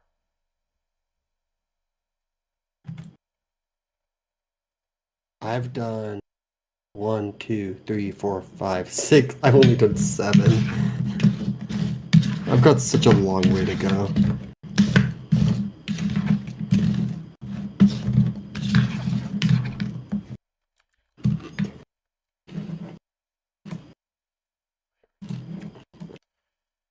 Yeah, dude. I mean, how many cards do you have? Do you talk about? Over 20. Yeah, I mean, I probably talk about like 1, 2, 3. I probably talk like 7 more. I'm like 60% done now. I just gotta like really lock in. The dice. Once per turn, you can roll a die. Speedroid Clearwing Rider. Once per turn, you back to your. I'm still on monsters and I haven't even done spell and traps yet, so that's kind of crazy. Once per turn, you can roll a die and shuffle wind monsters from your grave back to your deck up to the result. Then target that many cards your opponent. To be fair, though, that's just clipping it, right? That's just clipping it down. Yeah, I'm not even like, yeah. After I clip it down, then I still need to do all the visuals. Yeah. One. High Speedroid Clearwing Rider. This card is a beast of a monster.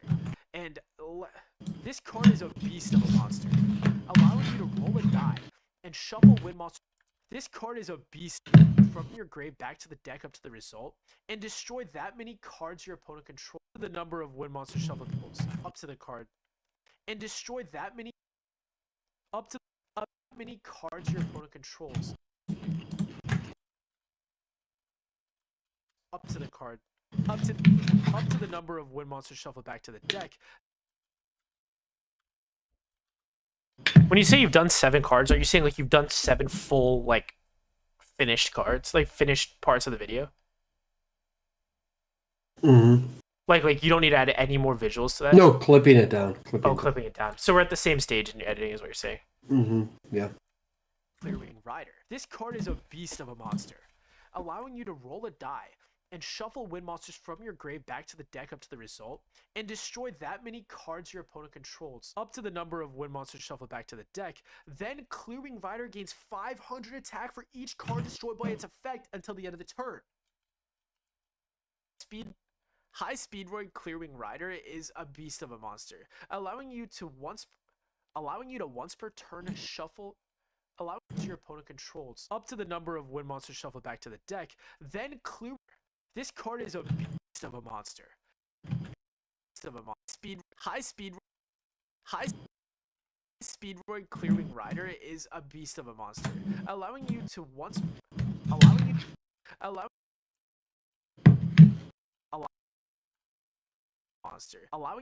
per turn shuffle.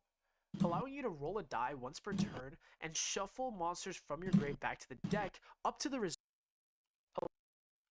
Allowing you to roll a die once per turn and shuffle monsters from your grave back to the deck up to the result. For some reason, the other day, I went back and I looked at like Mr. Beast's old videos, like, and he doesn't delete any of his posts, dude.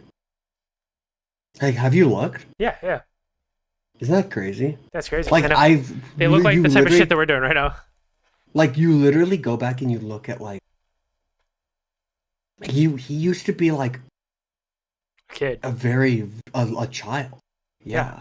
On the internet. And it's like you watched his progress. Yeah. And like what videos got views and how he adapted to that. You watch his entire process. You can watch his entire process. Yeah, dude. It's pretty interesting. Up to the number shuffled, and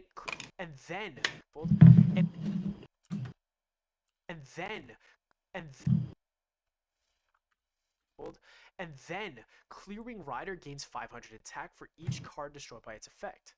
An insane OTK machine, but it also has another effect. As a quick effect.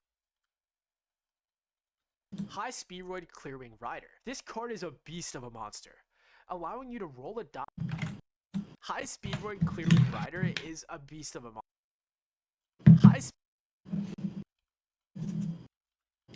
Speedroid Clearwing Rider is a beast of a monster, allowing you to roll a die once per turn, and then Clearwing Rider to summon 2 level 7 Wind Synchro monsters with different names from your extra deck. the best targets being the best targets dragon. Clearing Rider is ridiculously powerful. Clearing Rider is making space for it in your deck.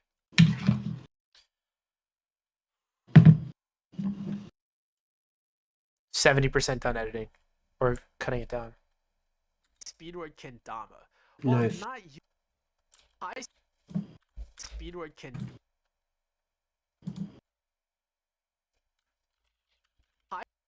high Speedward Kendama. While not used as much, its effect is still solid. It has piercing damage and other effects. You can banish a machine monster from your grave to inflict 500 damage to your opponent. This is like Gaga Cowboy, and you can win the game if your opponent's low on life. Also, Kendama.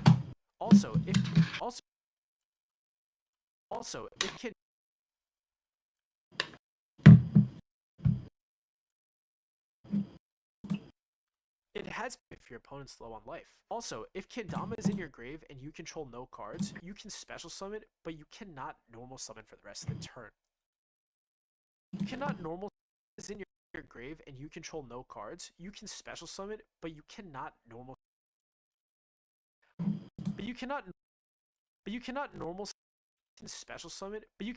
summon or set the turn you do this.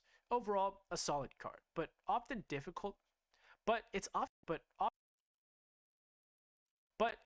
difficult. Finally, let's talk spell and traps. Dude, I'm finally done with monsters. Nice. Dude, I'm never gonna want to play this deck again. I'm never gonna want to play this deck again, dude. Oh my god.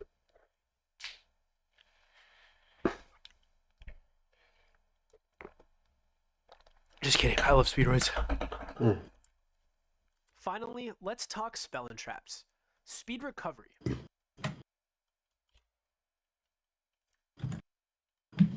Speed recovery.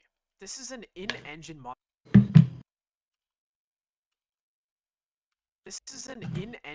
Reborn, allowing you to special summon any speedroid monster from your graveyard. It has a second effect that lets. You know how like It has a second. People say if you kill Hitler as a baby, someone will just take his place.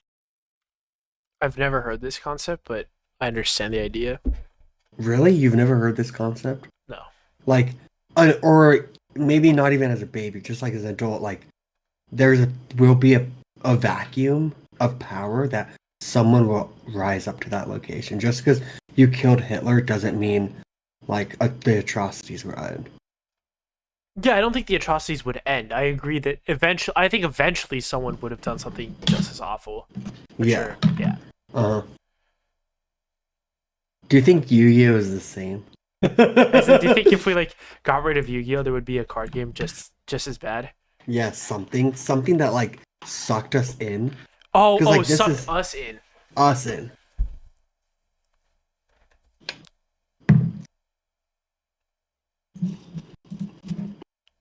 What would it have been? I'm trying to think about what that would have been for us. It's hard to say.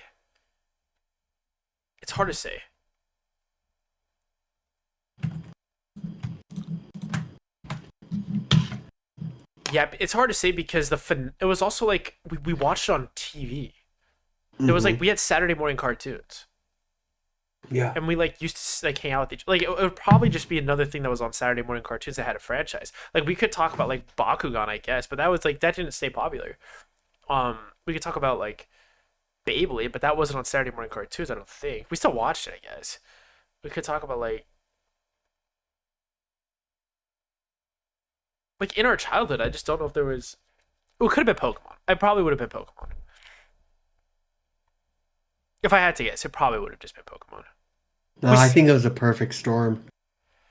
You don't think anything would have? I think it was Barry Allen. I think it was Barry Allen on the night that he was messing with chemicals, bro. You just think he just so happened to get struck by lightning, and then like everything just worked. Yeah, dude.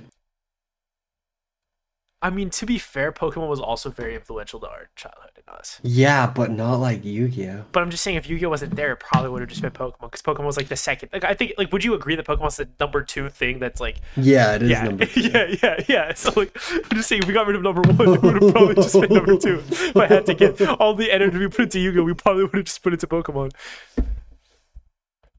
If I had to guess, or it would have been like, yeah, or we got older, or we stuck with Pokemon and we got older than played Magic, and we would have been one of those cringe like. Yeah. Yeah. Or you can just believe it was like No, destined. maybe you know. We were just destined to play Yu-Gi-Oh.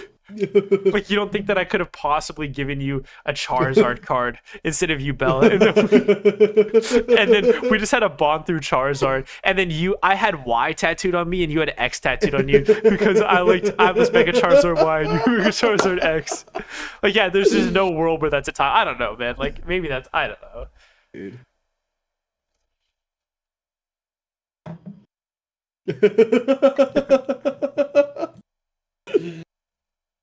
So from your graveyard. It has a second effect. You can use it.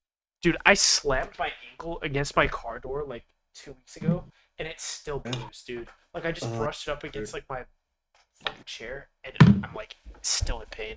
Dude, I think I need to see the doctor. My left leg has been itchy for.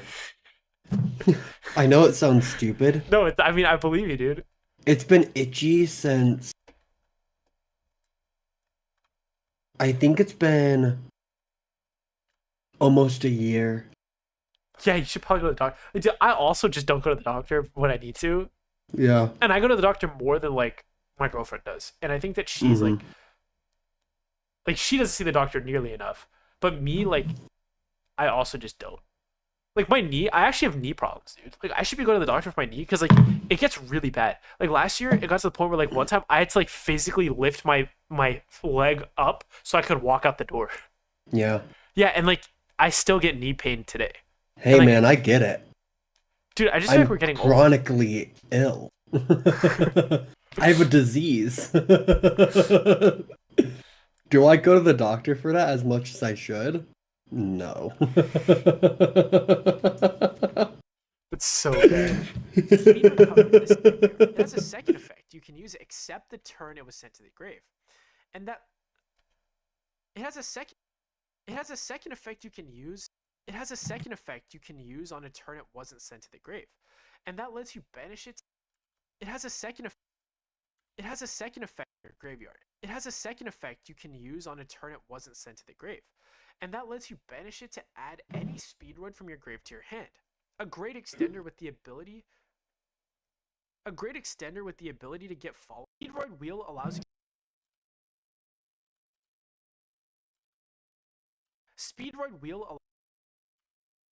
to your hand. A great extender with the ability to get follow-up on a later turn. Speedroid Wheel allows you to discard a card and roll a 6-sided die. Then special. Dude, we're really like editing a Yu-Gi-Oh YouTube videos together at the same time. Yeah, it's nice. I like it. I also like doing this while streaming. Yeah, I think maybe it's just the time, or maybe people just aren't interested. But hey, I think this could be a thing. Like, if we just stream with editing. I'm just gonna, this is like the new thing for me now. Yeah, I have a watch right now too, so. You do? Yeah. I haven't gotten one. I mean, I'm at 1 watcher. You're at 2 watchers right now. What do you mean? Probably you and me, and I'm probably mine. No, I've got 1, dude. You're not watching. No, I was on it. It literally said you had 2. Fake, bro. Okay. Anyway, I have 1 watcher. Nice, dude. Speedroid Wheel allows you to discard a card and roll a 6-sided die. Then special summon 1 or 2 Speedroid monsters whose level equals the result, but negate their effects. If you can't special summon, you do take damage. If you can't special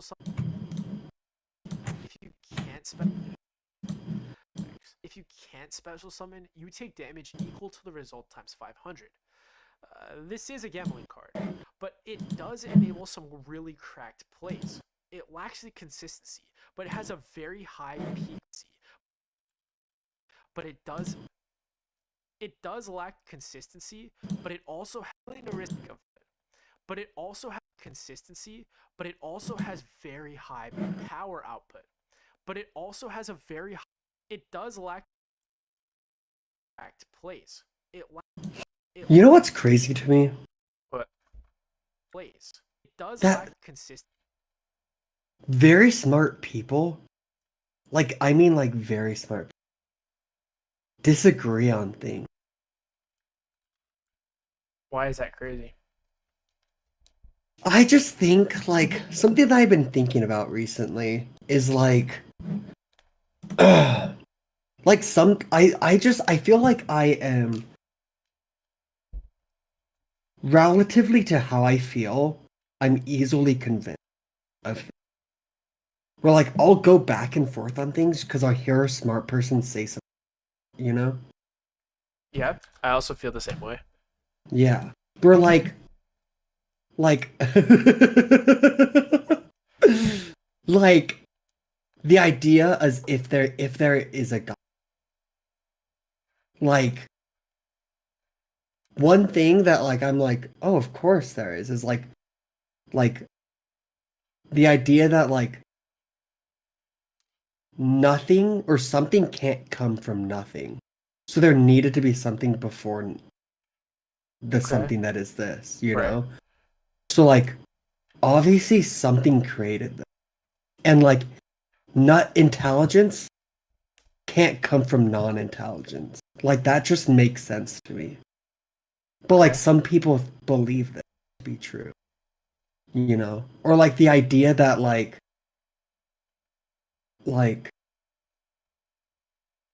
you like people who like people think the Big Bang happened from literally nothing. And like is that not crazy? Is that not evidence enough? No, I But think then I hear some people you hear some and people's they takes otherwise that are smart. otherwise that are smart and I'm like, yeah, man, that's I get that too. I mean, Like there's no way to prove God exists and it's all copium. it's all copium. Obviously, I mean, yeah, I understand what you're saying. Yeah. There's yeah. something that is a perspective. It's literally There's all copium. two. Faith Who equals who copium. knew? Here's something crazy. Who knew there are two sides to is there God? Does God exist? Does There's God two exist? sides Yes or to no? that argument. Like there's people who believe yes and people who believe no. Yes, and both can be smart. And both can be smart. And so, yeah, exactly, and still disagree. Isn't that crazy? Yeah, I guess that is crazy. Yeah. Oh man. It's just one of those things. Yeah.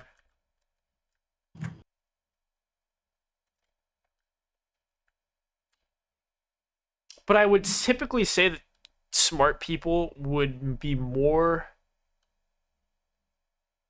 I don't know, like I feel like smart people hold positions, but they don't hold positions just they are because they want to believe that position to be true. Yeah.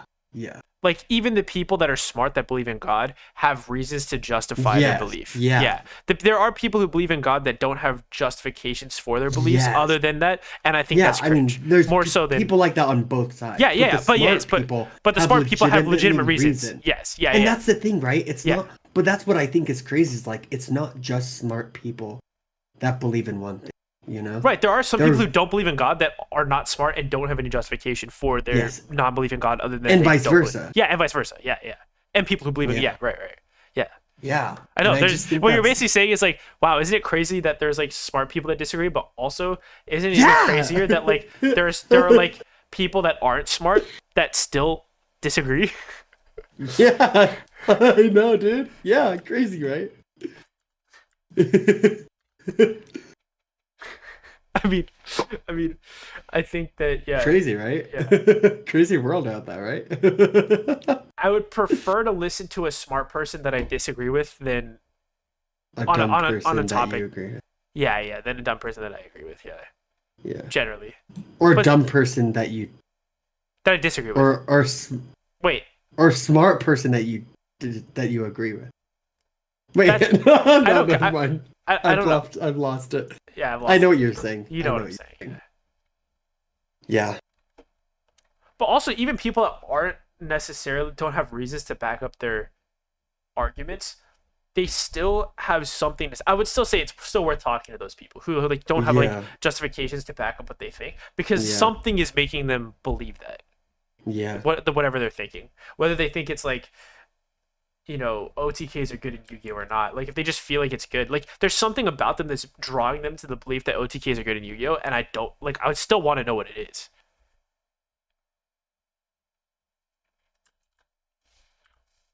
100. This is a gambling card, but it does enable some really I'm creative so plays. cringe. It What I does said lack for Black Rose Dragon is when Synchro Summon, destroy all monsters on the field. That clears the entire field. I just said the same thing twice. Well, no, but no. You should update it because Black Rose destroys all cards on the field, not all monsters. So just like get rid of. Oh wait, I have to think. Did I say monster? It does lack consistency. All monsters. I said all monsters. So then what you do is see if you that clears the entire board. Yeah. On summon, that clears the entire board. If this card summon, that clears the entire board. Yeah, that's what you. Yeah. Very high power output, but it also has a very high peak of power. If you're someone who likes high, it does lack consistency, but it also has very high power output. But it also that clears the entire board. But it also has a very high peak of power. When Synchro Summon, if you're someone who likes high power and are willing to risk it all, clears. You should play around with Speedroid Wheel. Destroy. Shock Surprise. I don't think I can stitch this together to make it say that. You can also just do like an asterisk or like a star and just be like, you meant all cards. Yeah. Shock Surprise simply allows you to banish up to 2 Speedroid monsters from your graveyard to target and destroy that many cards on the field. Definitely a solid card, but it definitely a solid card, but definitely a solid cards on the field. Definitely a solid card, but it is held back by not being quick play, meaning you can only do this on your turn, and that significantly lowers its power. Speedlift is a quick play spell that says if you control exactly one tuner and no other monsters, you can special summon a level 4 lower Speedroid monster. You can special summon Speedlift. Speedlift is a quick play spell that says if Speedlift is a quick play spell that says if you control exactly one tuner and no other monsters, you can special summon a level 4 lower Speedroid. Dude, I'm almost done. Deck, and neither player can activate cards when that monster is summoned. It is decent, but the requirement to have exactly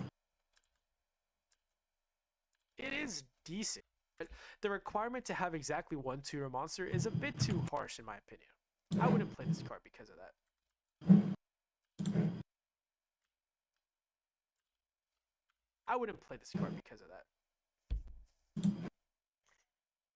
Speedlift is a quick play spell that says if you control exactly one tuner. Speedlift is a quick play spell that says if you control exactly one tuner and no other monsters, you can special summon a level 4 lower Speedroid monster from your deck, and neither player can activate cards when that monster is summoned. It is decent, but the requirement to have exactly one tuner monster is a bit too harsh in my opinion. I wouldn't play this card because of that. That's so funny. I like actually re-recorded an entire take because when I was reading my script, I didn't like feel like I understood what the card meant. So I reread it and tried to feel like I understood what the card meant, thinking that would change how the words I said. But it didn't change the word I said, and it sounds the same both times. It's just like one I was feeling it and the other one I wasn't. Funny. That's so funny. Speedlift is a quick play spell that says if you control exactly one tuner and no other monsters, you can special summon a level 4 lower Speedroid monster from your deck, and neither player can activate cards when that from your deck. And neither player. It is decent. But to have exactly one tuner monster is a little too harsh in my opinion. I wouldn't play this card because of that. Lift is a quick play spell, and neither player can activate I wouldn't play this card because of that. It is decent, but the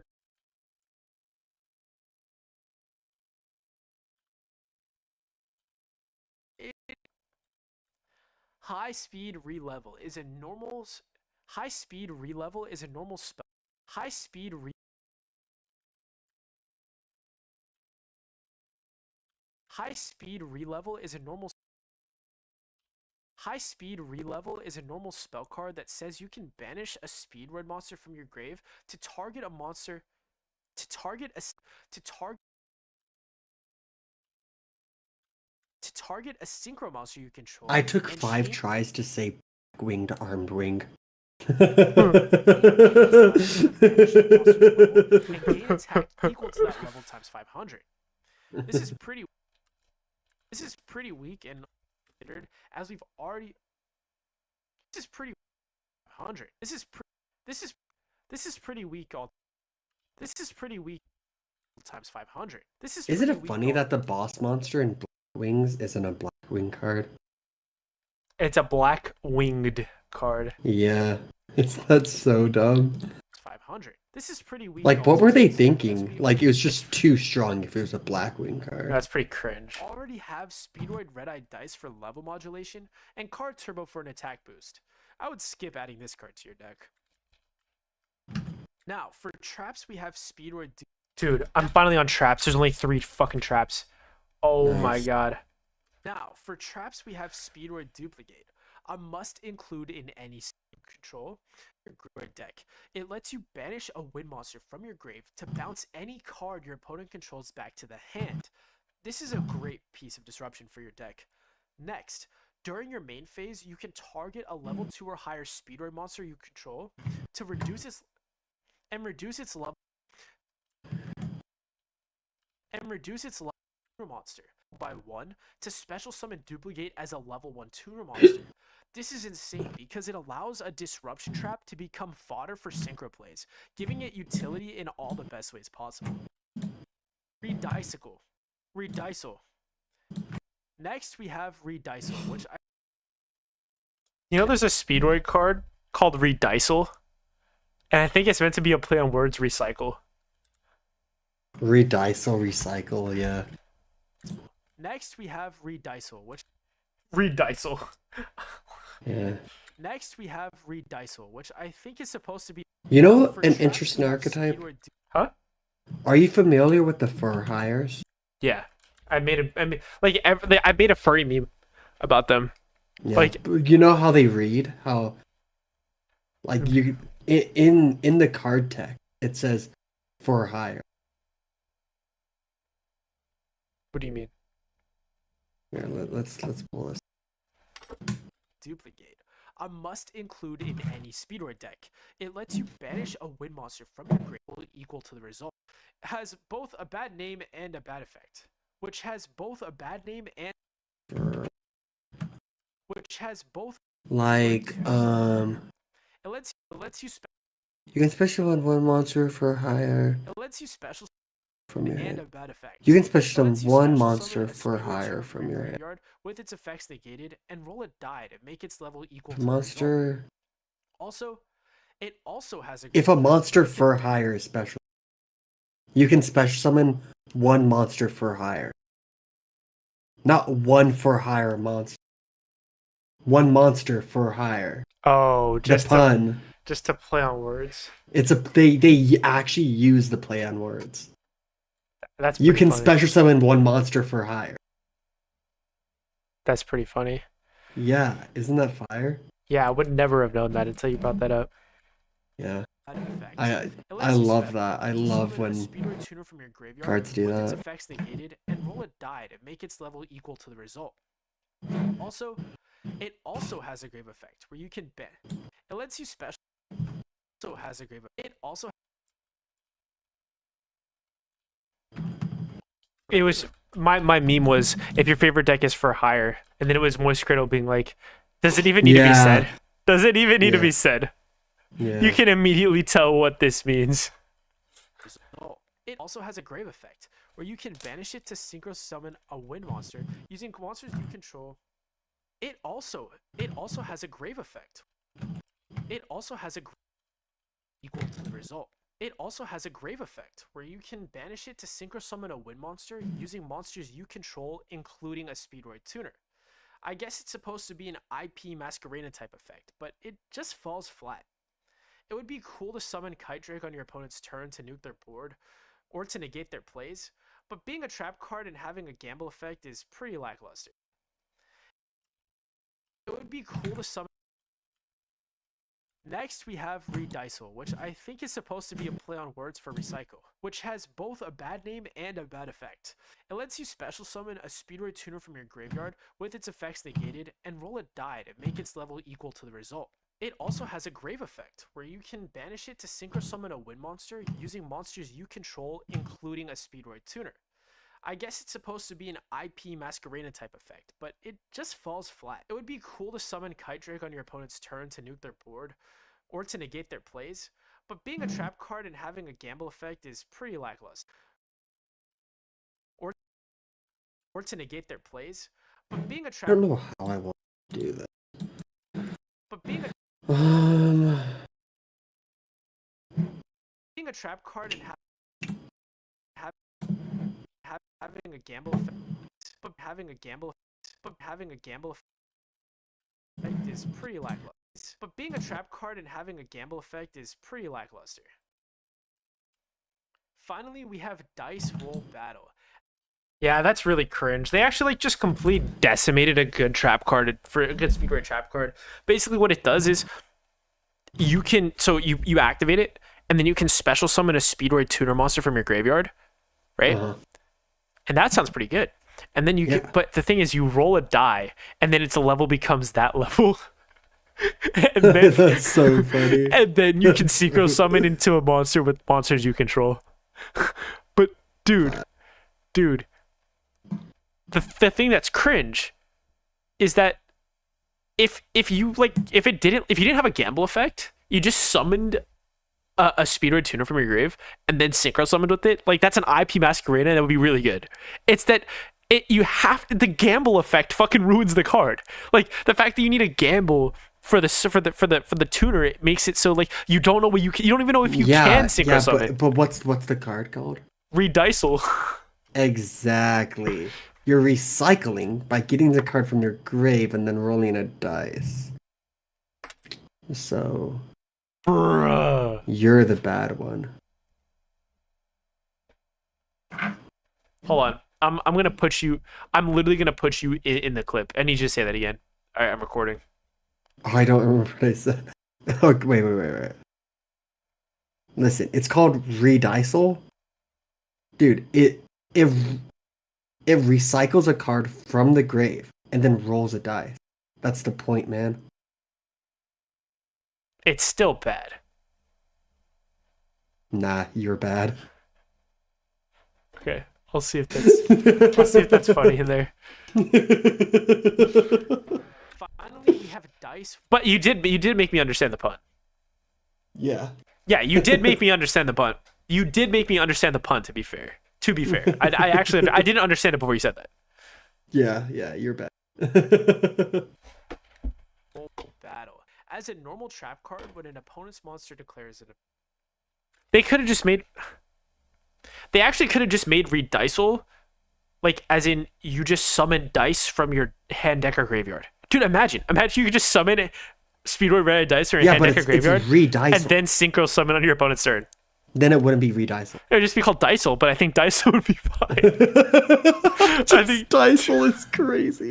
Dude, I think if it was just Dicycle, it would be a good card. Like, I actually can't believe how much they screwed up this card. No, because if it was just Dicycle, it would still be rolling a die. That's the bad. No, well, you'd be summoning the dice. Red-Eye Dice. You'd be summoning... Red-Eye Dice is the dice in Dicycle.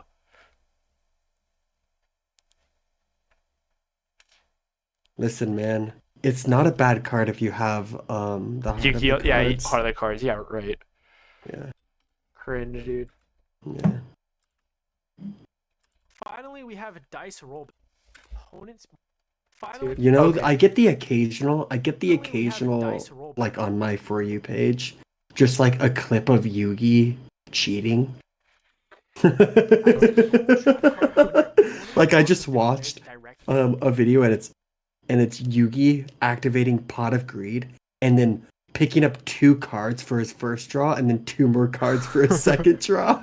Dude, I saw a clip of Yugi being like, I activate polymerization, and then he's like, but and then I will fuse it. Yeah, fuses the arrow with he's his, like, I'm gonna fuse. I'm mammoth. gonna fuse spell shattering arrows with your monster.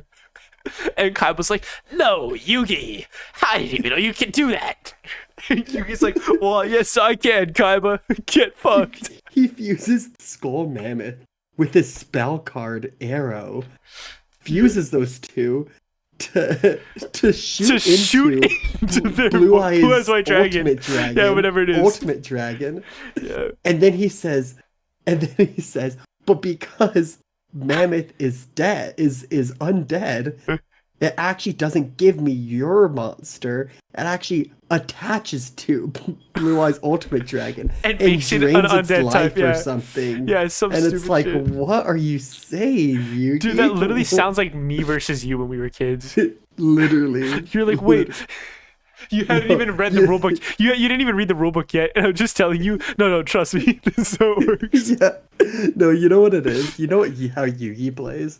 He plays like every 8-year-old ever, just like I shoot flaming missiles at you, and then the other guy's like, I put up a force field. It's like, well, actually, my flaming missiles are counteract your force field. It's like, actually, my force field, I superpower it so that it shoots lasers and blows up your missiles. And it's like, that's what Yugi's playing. Yeah, this is why Yugi's the king of games, is because like everyone else is playing by the rules, and he just like is some 8-year-old kid who doesn't understand, and just says, yeah, well, I activate Pot of Greed, which lets me draw 3 cards from my deck. It's like, it lets me have sex with your mother. Oh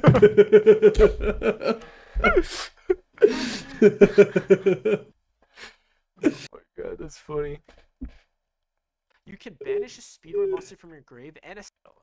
As a normal trap card, when your opponent's monster declares a direct attack, you can banish a speedrun monster from your grave and a speedrun tuner from your hand to special summon a synchro monster from your extra deck whose levels equal the monsters you banished. Then, during your opponent's battle step, you can banish Dice Roll Battle from your grave to target an attack position synchro monster. To target attack roll battle from your grave to target. I actually need to like verify that that's what this card does, because I think it's so ridiculously bad that there's no way that this is what the card does, and I had to do that with some of my synchro monsters too. No, these are actually so I'm like, bad. did I read this wrong? Because like, there's no way that's actually what the card does.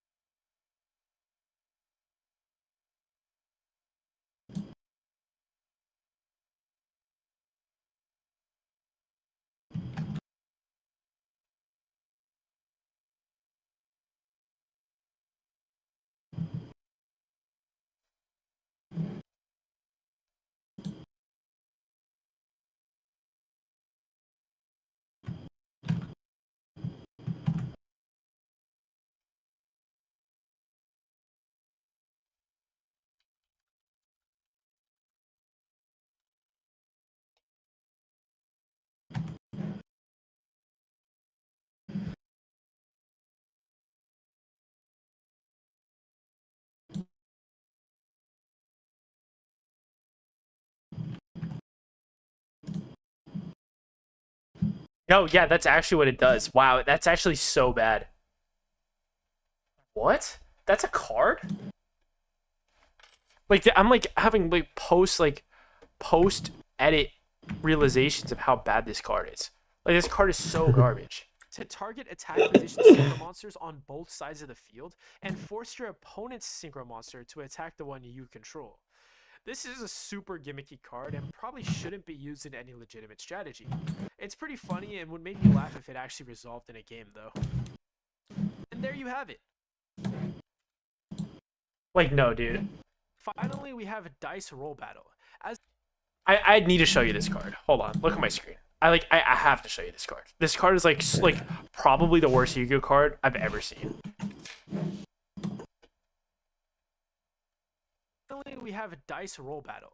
As a normal trap card, when your opponent's monster declares a direct attack, you can banish a Speedroid monster from your grave and a Speedroid tuner from your hand to special summon a Synchro monster from your extra deck whose levels equal the monsters you banished. Then, during your opponent's battle step, you can banish Dice Roll Battle from your grave to target attack position Synchro monsters on both sides of the field and force your opponent's Synchro monster to attack the one you control. This is a super gimmicky card and probably shouldn't. What does that even do? Your opponent, the grave effect doesn't do anything. The grave effect works when your opponent controls a Synchro monster and you control a Synchro monster, and then you make your opponent's Synchro monster attack your Synchro monster during their battle step. But they're probably already attacking. Like, I think the idea is that you summon Clearwing Synchro Dragon, and when a monster that's level 5 or higher attacks, it gains, or Crystal Wing, it gains attack equal to that monster's attack, so you could force them into attacking your Crystal Wing. That's terrible. But like, dude, I don't understand. Like, why do they have to have a Synchro monster to make that happen? Like, the odds of having a Synchro monster is so low. They don't. Yeah, that's unnecessary. Yeah, it's unnecessary text. Yeah, they have to have a Synchro monster. Yeah. To force their Synchro monster to attack your Synchro monster, and then presumably you win the battle. But what if you activate this card and their Synchro monster has more attack than your Synchro monster, and you can't do anything? You just die. Yeah, then. But the funny thing is, like, what if they just chose to attack your Synchro monster? Anyway, that's the monster. That's the monster they wanted to attack. Yeah. Yeah. And you acted the effect for no reason other than to say, I activate my trap card. It forces you to attack me. And your opponent's like, yeah, I was going to do that anyway. That's why I'm in the battle phase, yeah, dude. I'm literally in the battle phase because I want to attack your monster. I wouldn't be in the battle phase if I didn't want to do this. Yeah, I get it. That's what the battle phase is for, dude. We watched a whole video about that. You can check that out here. You fell right into my trap. Because you have a Synchro monster, I'm gonna make you attack my monsters. It's like, so, yeah, dude. Yeah, dude. Yeah. I was already gonna do that. We're on the same. That was my plan. Oh, that's so funny. To target attack position synchro resolved in a game, though. That's so shit. That's so shit. This is the Speedroid archetype in Duel Links. If you'd like to see this deck in action and learn some cool cards, see on. And there you have it. Maybe you should end it. Maybe you should end it with like just record like, if you want to see the rest of the archetype to kind of like foreshadow your next video. Yeah, I was gonna say, and this is the Speedroid archetype. Oh yeah, I see what you're saying. This is the Speedroid archetype in Duel Links. In Duel Links.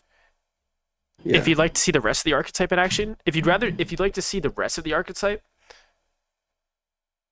comment, like, whatever, subscribe. Yeah, like, comment, and subscribe, and I will post a part 2 with the rest of the archetype. Okay, yeah, hold on, I'm gonna do that right now. Yeah.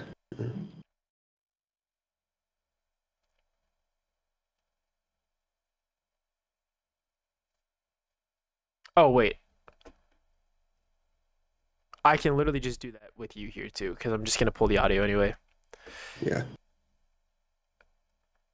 And that was... Well, let me see what it says. And there you have it. This is the Speedroid archetype in Duel Links. If you'd like to see the rest of the archetype and get in-depth knowledge on the rest of the card... Fuck, I messed up. And there you have it.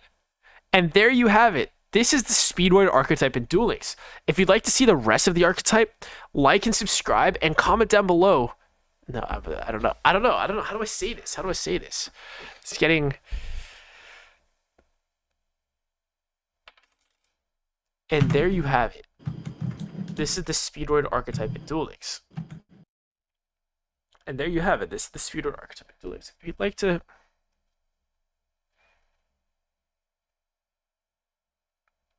And there you have it. This is the Speedroid archetype in Duel Links. If you'd like to see the rest of the artifacts, if you'd like to see the rest of the cards. And there you have it. This is the Speedroid archetype in Duel Links. If you'd like to see the rest of the cards, like and subscribe for part 2. That's what I'm doing. Speedroid archetype. see this deck in action and learn some cool combos. What's crazy is that I'm literally on the editing that part as we speak. Yeah.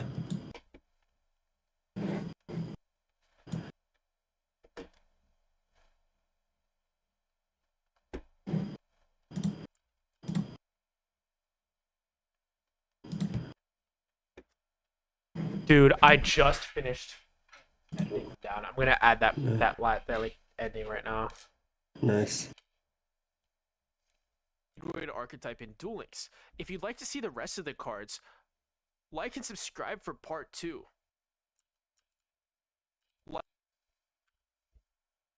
Oh, what does that card do? This is the Speedroid archetype in Duel Links. And there you have it. There you have it. This is the Speedroid archetype in Duel Links. If you'd like to see the rest of the cards, like and subscribe for part 2. If you'd like to see this deck in action and learn some cool combos, click the video on screen here. Click the video. Defense lower than this card's attack. Click the video. Defense lower than this card's attack. Click the video you see on screen now. Let's fucking go, dude. Holy shit, I just finished the first part of editing. Wait.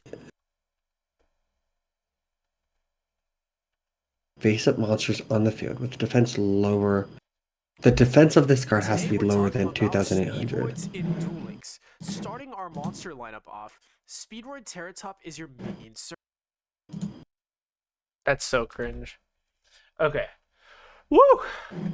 Feels freaking good, dude. Nice. It acts as a Stratostat.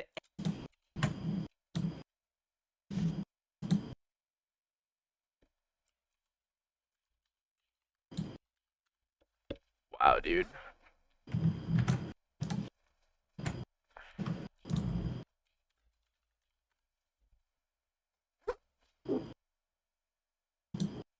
Where are you at right now? Let's see. 1, 2, 3, 4. I'm doing all the Blackwing cards right now.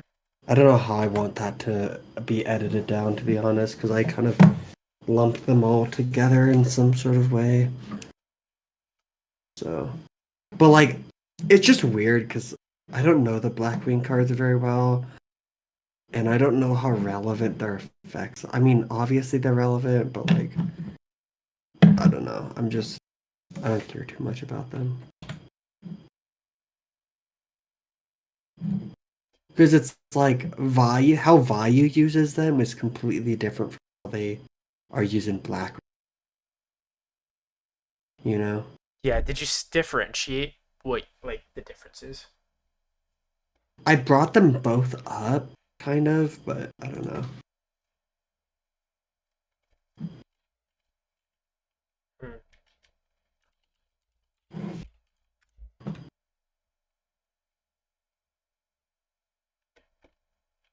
Today we're talking.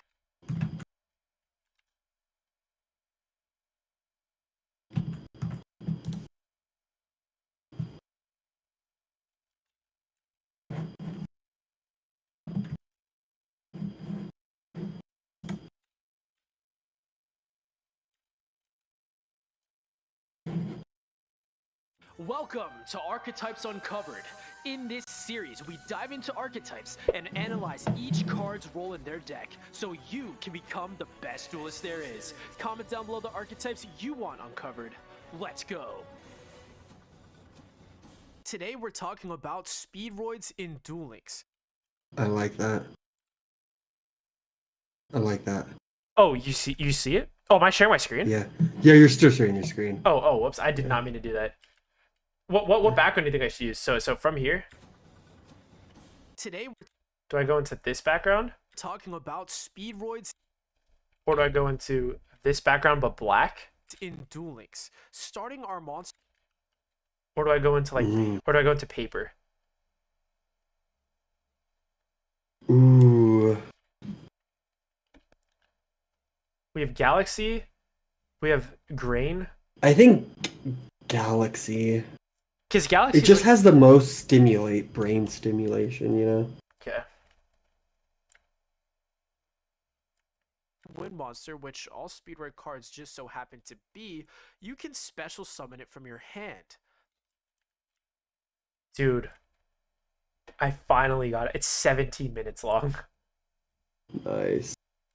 Welcome to Archetypes Uncovered. Yeah, so do you think this is good? In this series, we dive into archetypes and analyze each card's role in their deck so you can become the best duelist there is. Comment down below the archetypes you want uncovered. Let's go.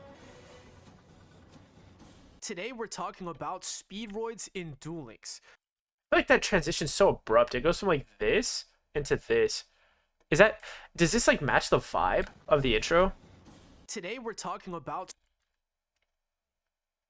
Yeah, you do need like some sort of transition, kind of like how I'm gonna have a transition, but do you think the like obviously I'll have one like here where I was good at transitions. Yeah. But even still, do you think that like what's it called? What the hell? Do you think that Yeah, and those aren't like even still, yeah, like are these I don't know what's going on. Like, why I can't drop that on there. aren't those like the filters? No, those are transitions. What's going on, dude? Is my like DaVinci Resolve like tripping out? This is literally a transition.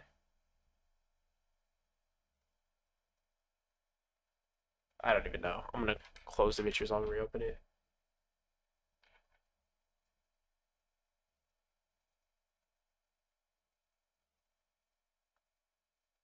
I don't know. Could you make that white to fit your branding better? Oh, like the Galaxy White? Today we're talking about Speedroids in... Maybe. But I see what you're saying. You want uncovered. Let's go. Like I just like that one because it's more busy than the other. Today we're talking about... I might be able to make it black and white. Let's see. Speedroids in Duel Links. Oh, but that's the only reason why you care about this. What if I like just get a different stimulating background? That's not the ones I showed you. Okay, that works too.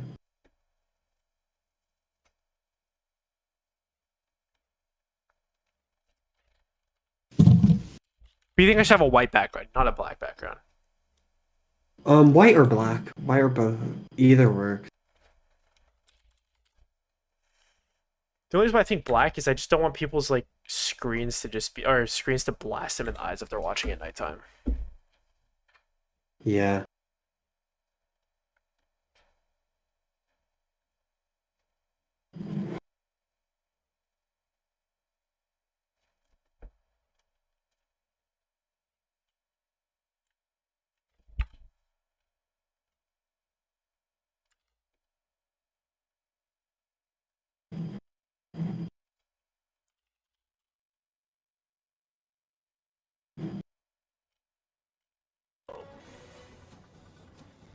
Today we're talking about Speedroids in...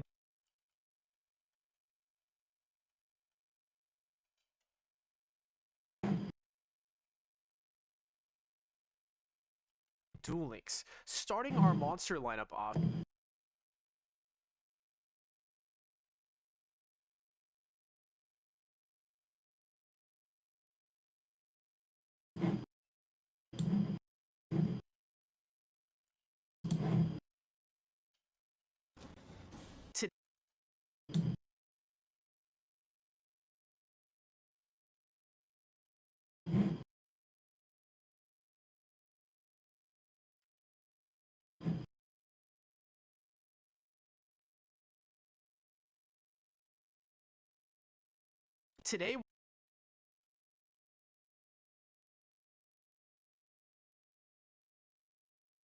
Today we're talking about Speedroids in Duel Links. Starting our monster lineup off, Speedroid analyze each card's role in their deck so you can become the best duelist there is. Comment down below the archetypes you want uncovered. Let's go. Today we're talking about speedroids in Duel Links. Starting our monster lineup off, series, we dive into archetypes and analyze each card's role in their deck so you can become the best duelist there is. Comment down below the archetypes you want uncovered. Let's go. Today we're talking about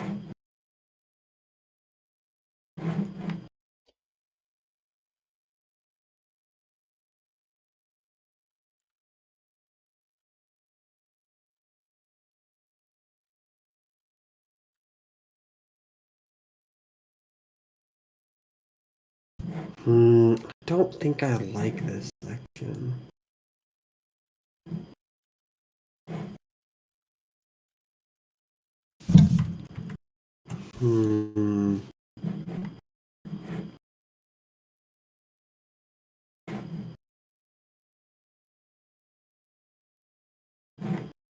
I think I just did a bad.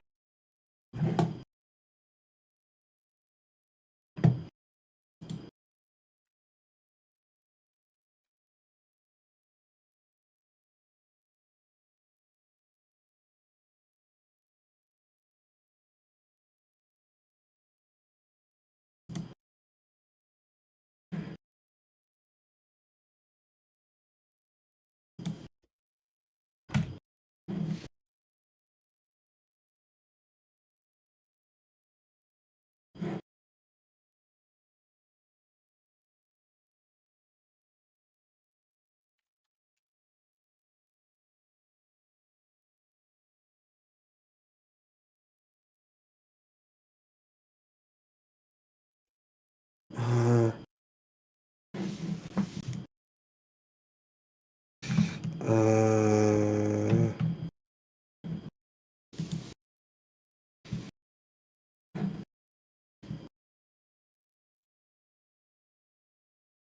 Today we're talking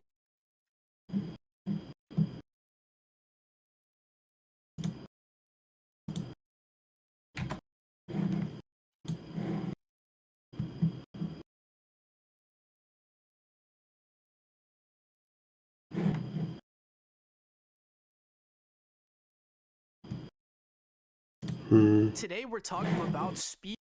I'm gonna share my screen. You should check this out. So I'm trying to do all three of the black wings, right? And it's weird because there's the value and their actual effect. And like I want to put emphasis on both and like lump them together. So I have see this colored part right here? I moved this to the beginning. It was actually later, which I realized it might be cringe because look at the tier list. Winged monsters. These are all niche but strong. They are all so important for value. Being able to synchro climb into a 6, and then 7, and then an 8. And then it disappears because I'm not armed wing. If it attacks a defense, Well, no, you can just edit that to make it better if you want. Like you could edit that so it doesn't look like that. Yeah. Yeah, I think it's cringe to not edit it the way you should. And then it's there. Yeah. I think like there's no way where you like keep that in, but I think that you can. I think the audio makes sense there. The audio makes. Yeah, so I think you should edit the visuals so it doesn't look like that.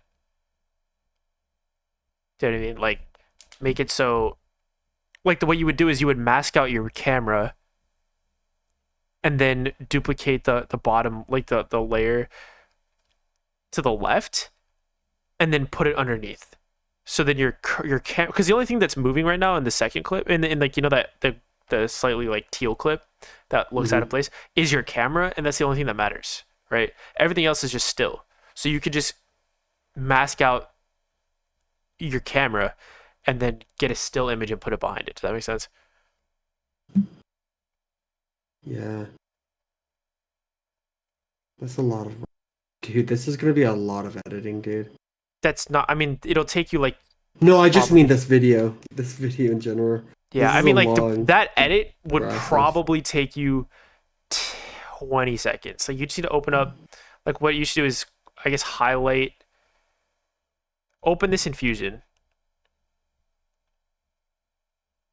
You have to open the... So, yeah, click the clip. I don't think that's the right clip. You have to select it. Yeah, you might even be able to highlight both of them. Yeah, highlight all of it. See, and then open that in Fusion. That would be cool. That's it. Is that correct? Is this? I don't know. I'm not good at using Fusion. Yeah, here we go. Okay, and then now click the little square that's above the stop. You know, the play and pause. Yeah, click the square underneath that. Oh. Yeah, and then drag that over your camera.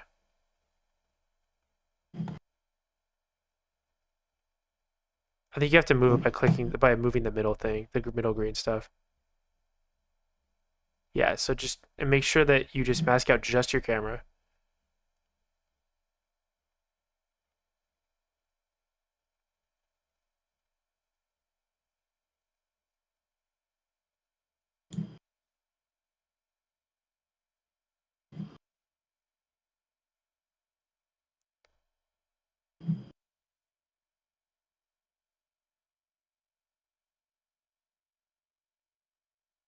I don't like how it moves both sides.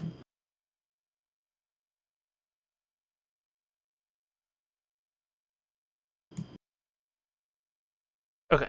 You just need to get like. I guess it doesn't necessarily need to be exact, does it? No, it doesn't. Like it's okay if there's hangover because it's gonna be the same. Yeah. Okay. Now go back to the edit page.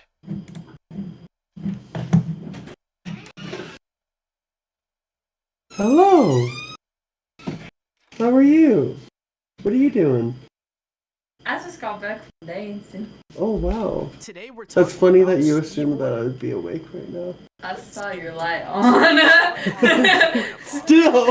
I did assume that you'd be awake though, yeah. Earlier you said you were editing a video, and I figured you'd probably still be doing that. Yeah, I am still doing that. They are Oh, all these are so cute. important to value. Being able to see. I still haven't figured out how to pick up my Amazon package. Also, Office Depot contacted. Whoa. Oh, did I just mess it up, Eagle? I wasn't paying attention to what you were doing. I just messed it up. I did. Hold on. I know I did. No. Wait, stop whatever you're doing. Control Z. What the hell? No, I'm not gonna control Z, bro. Dude, but you might be able to just, I think you probably just did it on one of the clips and you just need to copy the fusion composition of both, all of them. You don't need to like Dude, redo all I of them. don't know what you're saying, dude. Yeah, I know you don't know what I'm saying. Go back to the first part. What do you mean? Yeah, this part's not This. fucked up. Look, I can see it's correct. This is what you wanted to do.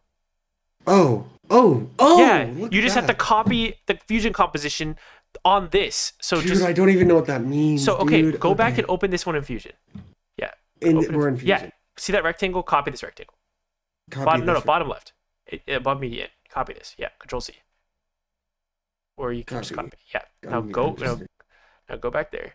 Now go to the next clip that you need to do. So you need to highlight, I guess, zoom in and go to the it's gonna be probably the middle one. This one? Yeah, probably this one. Yep. So open this one in Fusion. So click the Fusion page. Oh, And then now paste it in here. And then drag that rectangle one into media in one.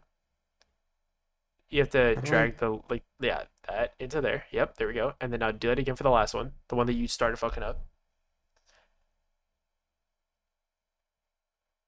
Yeah, see, you started fucking this one up, so delete this rectangle.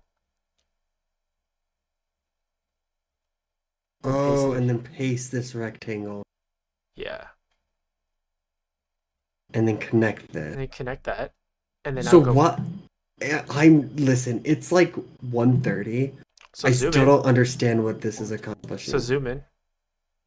Zoom in I like guess. this? Other way, I guess you want to put the current video footage onto a layer above it. So right now you mainly see audio, so like just adjust that so you can see more video. Oh, we Yeah, want to see that. Yeah, and then drag. So all of that's highlighted. Move it up one. Yep, that's good. And then Okay.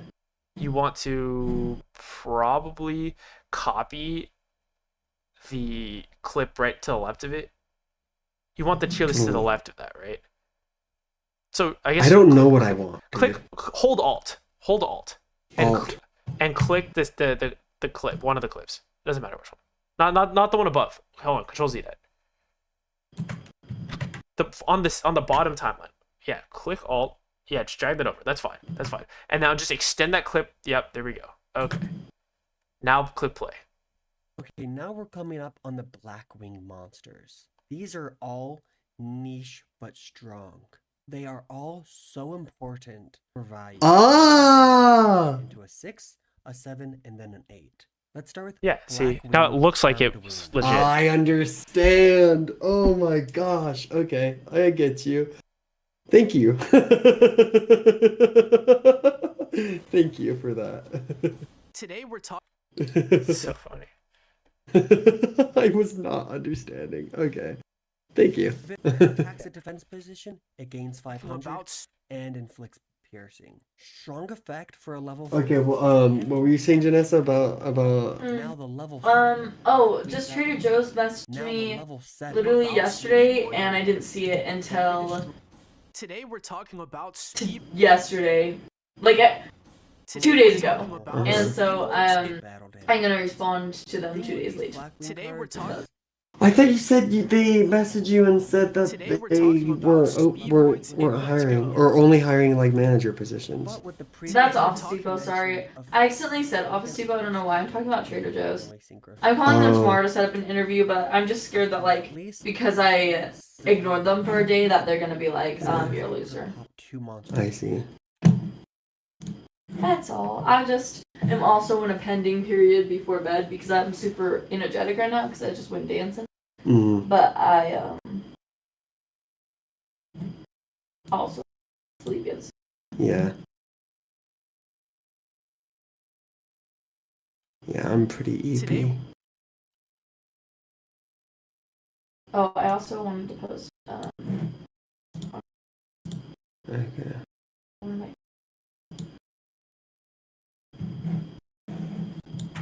Today we're talking. Today we're.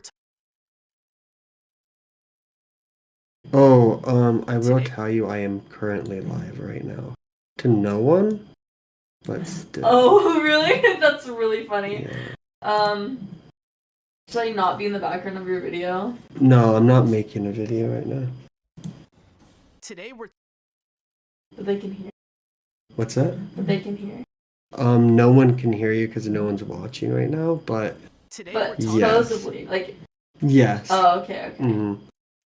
Take me home, country roads, to the place I belong, West Virginia, Mountain Mama. Take me home, About. country Today we're talking- roads. Today we're talking about speedroids in dueling. Welcome to. All right, Josh. Does this transition look better? Let me see. Are you sharing your screen right now? I will share my screen in just a second. Okay. Screen 2. Okay. Welcome see. to Archetypes Uncovered. In this series, we dive into archetypes and analyze. You did a really which good cards job on roll in their this. deck, so Thanks. you can become the best duelist there is. Comment down below the archetypes you want uncovered. Let's go. Today we're talking about speedroids in Yeah. dueling. Yeah. Is this a good background to use? I mean, I don't think it's by any means. You don't think I it's don't think bad, it's. but it's I don't good. like. I just think it's just very. Like it is. There's not a lot of movement, which I think if you're not gonna put a lot of like Yeah, editing I need to into like it, stimulate like you the need viewer. something. Yeah, you need some sort of stimulation. That's why I like the Galaxy, because it's like, ooh, something to watch. You know, what about this? Hold on. I'm about to cook. I'm cooking this one. Let me show you. Yeah, cook. Let me show you this one. I'm gonna call this like. Okay, I'm gonna call this one like notes. Okay, look at this one. Oh shoot. Fusion clips, media. And I thought you wanted it not to be white, right? I know, but dude, you told me to like stay on brand, and I think you're just right about that. Yeah, but like it could be black with white spots. Like if you just invert it, right? Yeah. Like No, I think that's. what the hell is going on? Cancel. What the hell is happening right now? Why is this not? Am I bad? Is it the wrong? Is it the wrong type of video? Oh yeah, it looks like it's like shit. Hold on. Yeah. Wait a second. I tried to download it and then it didn't fucking download. I guess. Yeah, okay, now it works. Whatever. Oh, ooh, that one looks good. Wait. Wait, go back. Yeah, backgrounds. Ooh, wait, that one's cool. Wait, play that one. I want to see it. That might be the one. Starting our monster lineup off, Speedroid Terratop Yeah, I is like the that one. search card. It acts as a Stratos to add any Where'd you Speedroid find into your that? I like that one. That was nice. I just found it on this website, but Did you just find it right now, or yeah, have literally, you been? literally right now. Yeah, no, that one's good. Yeah, that one's good. So this one's good. in Duel Links. What if I like invert it to make it white? Because I know you were talking about. Hold on. No, I think that's better. You want it black with white rather than white with. This is, dude. Here's what white with black looks like. Today, I mean, we're that talking looks about good. Speedroids in That one Duel is look more your brand. It does, right? Yeah. Is it cringe to have a white background in a video? I don't think so, but if Okay, that's if you your don't think own so, personal, if you like, don't think so, I don't want. talking about Speedroids in Duel Links. Starting our monster lineup off, Speedroid Terratop is your main search card. So you think Like, this I've is never Stratos been to like, add oh, any that's a white screen. I don't want to watch that. I've never done that. But I know you are more particular. I'm more particular about like a lot of cringe things. Yeah. But, like, that's not a bad thing either.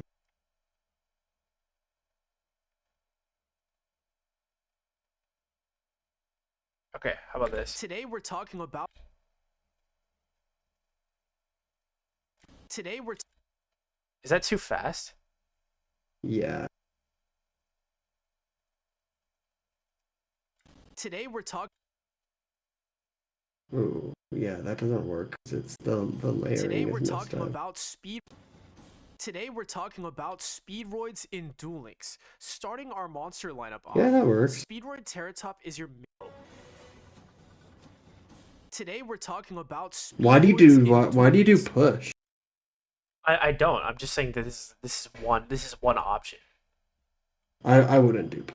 I don't. You wouldn't do push. What should I do instead? Multi-circle wipe? Yeah, multi-circle wipe is gonna be better. Today we're talking. Oh. Yeah, right. Today. I get how many circles do I do? One.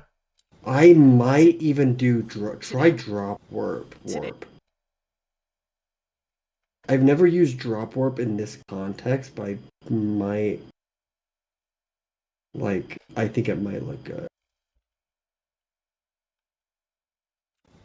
Today we're talking about speed. Today we're. Today we're. Is that good? Today we're talking.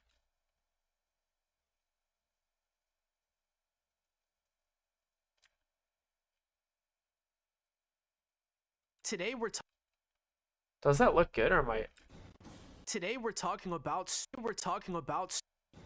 Today. I have a feeling Oh, that maybe the other one's better. I kind of liked multi-circle wipe. Today we're talking about speed. Yeah, I think I like Today we're talking multi-circle. about. Yeah, stick with multi-circle. Dude, I don't like this whole Blackwing thing. I think I'm cringe. I think I'm cringe and I should just stop messing with it. Why don't you like it and why do you think you're cringe? Because I'm cringe. I think I'm cringe and it's late and I'm just not doing things as optimal. Today we're. And I think I just ramble, but I think it's also just because my brain is Like tired. yeah. Today we're talking. I'll go back to it, but I'm just gonna move on. Today we're. Yeah, that makes sense.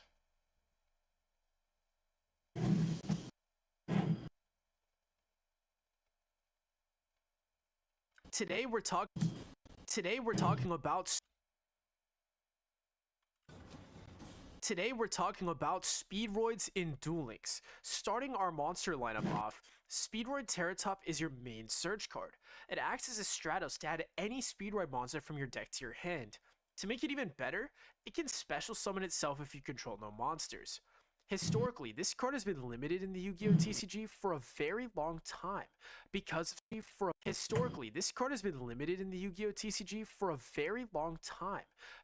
Speedroid Tack and Tomboard. What do you think the best synchro monster in Edison is? Undeniably, Brionic. I knew you were gonna say that. And then the only other argument that you could say is Goyo Guardian. Yeah, I think Goyo. Yeah, and you're wrong. Goyo is just a wrong take. That is actually just objectively wrong. Goyo is not the best synchro. I think Brionic is better in specific deck. Like it has. What deck is Brionic better in that? Like, because Goyo's also good. Like any deck that's playing Brionic is gonna play Goyo. Like, I know. Every deck should be running both. Both, yeah. So here's the thing. So if you could if your deck can summon both, you're running both. They're the best. Right. Card. There is a better card of the two. Like I think there's a better. But use case. I'm saying I think. This is stupid because they're both should be run in every single card. They should be used in every single deck, and they have different use cases. But I think Brionic has more effectiveness in specific decks, where I think Goyo is. Dude, how is wiping the board more effective in some decks and not? Yeah, others? but it needs. It needs you to discard cards that you just happen to draw every single turn. So like you can get more. Like I think just taking your opponent's card, the wide variety of deck can get more benefit off of that. Today we're talking about. Can juice. We're talking about. I think Goyo's better. I'm saying is Goyo's better. Yeah, I know that's all you're saying, and all you're saying is wrong. Yeah, I don't know, man. Like, Goyo's the only argument that's acceptable to not say you're actually just awful at Yu-Gi-Oh, but you're, like, bad at Yu-Gi-Oh. No. I actually think it's Strike. If you'd like to see this deck in action and learn some cool combos, I think it's actually Strike. Junk Strike. Dude. Or whatever his name is. Yeah, I know, Strike Fighter or whatever. Strike Fighter, yeah. If you'd like to support the on screen now. If you'd like to support the channel, you can do so by clicking the first link in the description. Dude, what if I just like never needed what if all I had to do was like just have a background and don't actually add any cards? Then my video would be done right now. Yeah, that would be shit, bro. No one watch that. Speedroids in Duel Links. Welcome to Archetypes Uncovered. In this series, we dive into archetypes and analyze each card's role in their deck, so you can become the best duelist there is. Comment down below the archetypes you want. Imagine if you didn't have to edit videos. Then it'd just be done. Yeah. Today we're talking about Speedroids in Duel Links. Starting our monster lineup off. Like what I say about Brionic is that like a whole video could be made on this. Because there's a lot of more skill to be used with Brionic than Goyo. I mean, but I think there's just more skill, and I think specific decks can take more advantage off of Brionic than other decks. Like, is your only deck that you're going to say Dragon Turbo because they summon Brionic? It can literally wipe every single card your opponent controls and then draw for each card they wiped? Is that what you're trying to say? That's another thing. Or like discard Dandelion. I think that every deck in Edison format has cards that they want in the graveyard, and then those cards could be in their hand, and by discarding them, they like every deck runs Plague Spider. No, not every deck. Every deck runs Plague Spider. A lot of decks run Dandelion. A lot of decks run... Yes, Brionic is... Like, you could run Brionic inside an Amaryllis deck, and Amaryllis wants to be in the grave. Like, every deck has... the best card. If you're running it in zombies, you can have Mizuki in your hand. Yes, and then, like, discard Mizuki. I know. We agree that Brionic is, like... Dude, that's, like, what I'm saying. It's it's name a deck that doesn't want to send... there's not a deck. There's not a deck. There's not a deck. Okay. So you can't But what I'm saying is, can I name a deck that wants to do it more than another? You could, but I don't think that case means that the use case of Brionic goes away. The use case of Brionic. I'm not saying the use case of Brionic. It is still S tier, dude. Right, but you're saying that Goyo is better because of this reason, and I'm saying this reason doesn't matter. This is a void. This is a null reason. This reason doesn't exist. I haven't asserted that. Okay, so what are you asserting? Because you've told I'm asserting me. Then why are you even talking about this? Can be better. Why the hell did you say anything you just said if it's not to justify your reasoning? You, bitch. Dude, if it wasn't okay, yeah. So if everything you just said was a nothing burger, what is your actual? No, it's not a nothing burger. These are the stairway. This is the stairway to heaven. Okay, of understanding. So you're saying that some decks can utilize you don't have. Brionic over Goyo, but every deck utilizes Goyo the same. Therefore, Goyo is better. So, no. Okay. Why I think Goyo is better than Brionic is because I think stealing a card and also having like the damage and beating over like Stardust and blah blah blah, like stealing a Stardust, I think is generally easier and better to like take advantage of than like the discard send a card to hand. I think the difference is that Brionic typically just wins you the game and Goyo doesn't.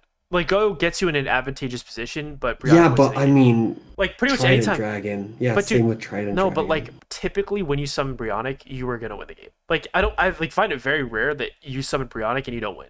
Like that's crazy. Like they had something crazy if that's the case.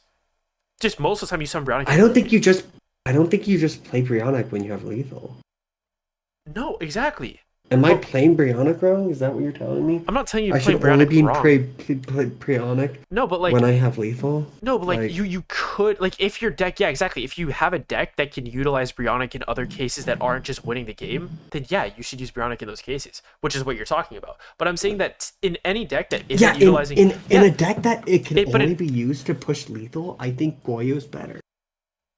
No, but because if you have lethal, if you summon Brionic, and you don't if you summon Goyo, then why don't you just summon Brionic? Like, you know what I mean? Like, it's. Bro.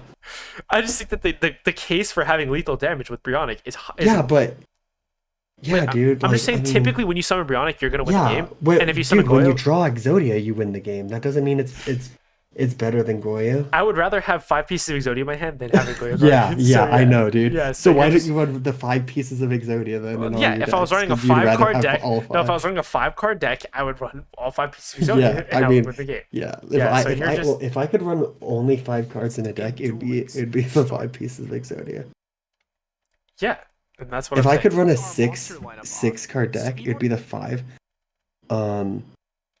pieces of Exodia and Ojama Black. Okay. Dude, that's literally what I'm saying. Yeah, I'm glad you finally understand me. Terratop is your main search card. It acts as a Stratos to add any Speedride monster from your deck to your hand. Historically, this card has been limited for the Yu-Gi-Oh! TCG for a very long time. All I'm saying is that I'm right and you're wrong. Okay. Speedride Terratop is your main search card. It acts as a Stratos. That's all I'm saying. And once you understand that I'm right and you're wrong, then you'll get it. Okay. It's 2 a.m. I'm calling it. Dude. Should I just finish What mine? is this video? Scene. I love how you haven't saved your video project yet. I know, stop. How do you even spell this? It's Cintro.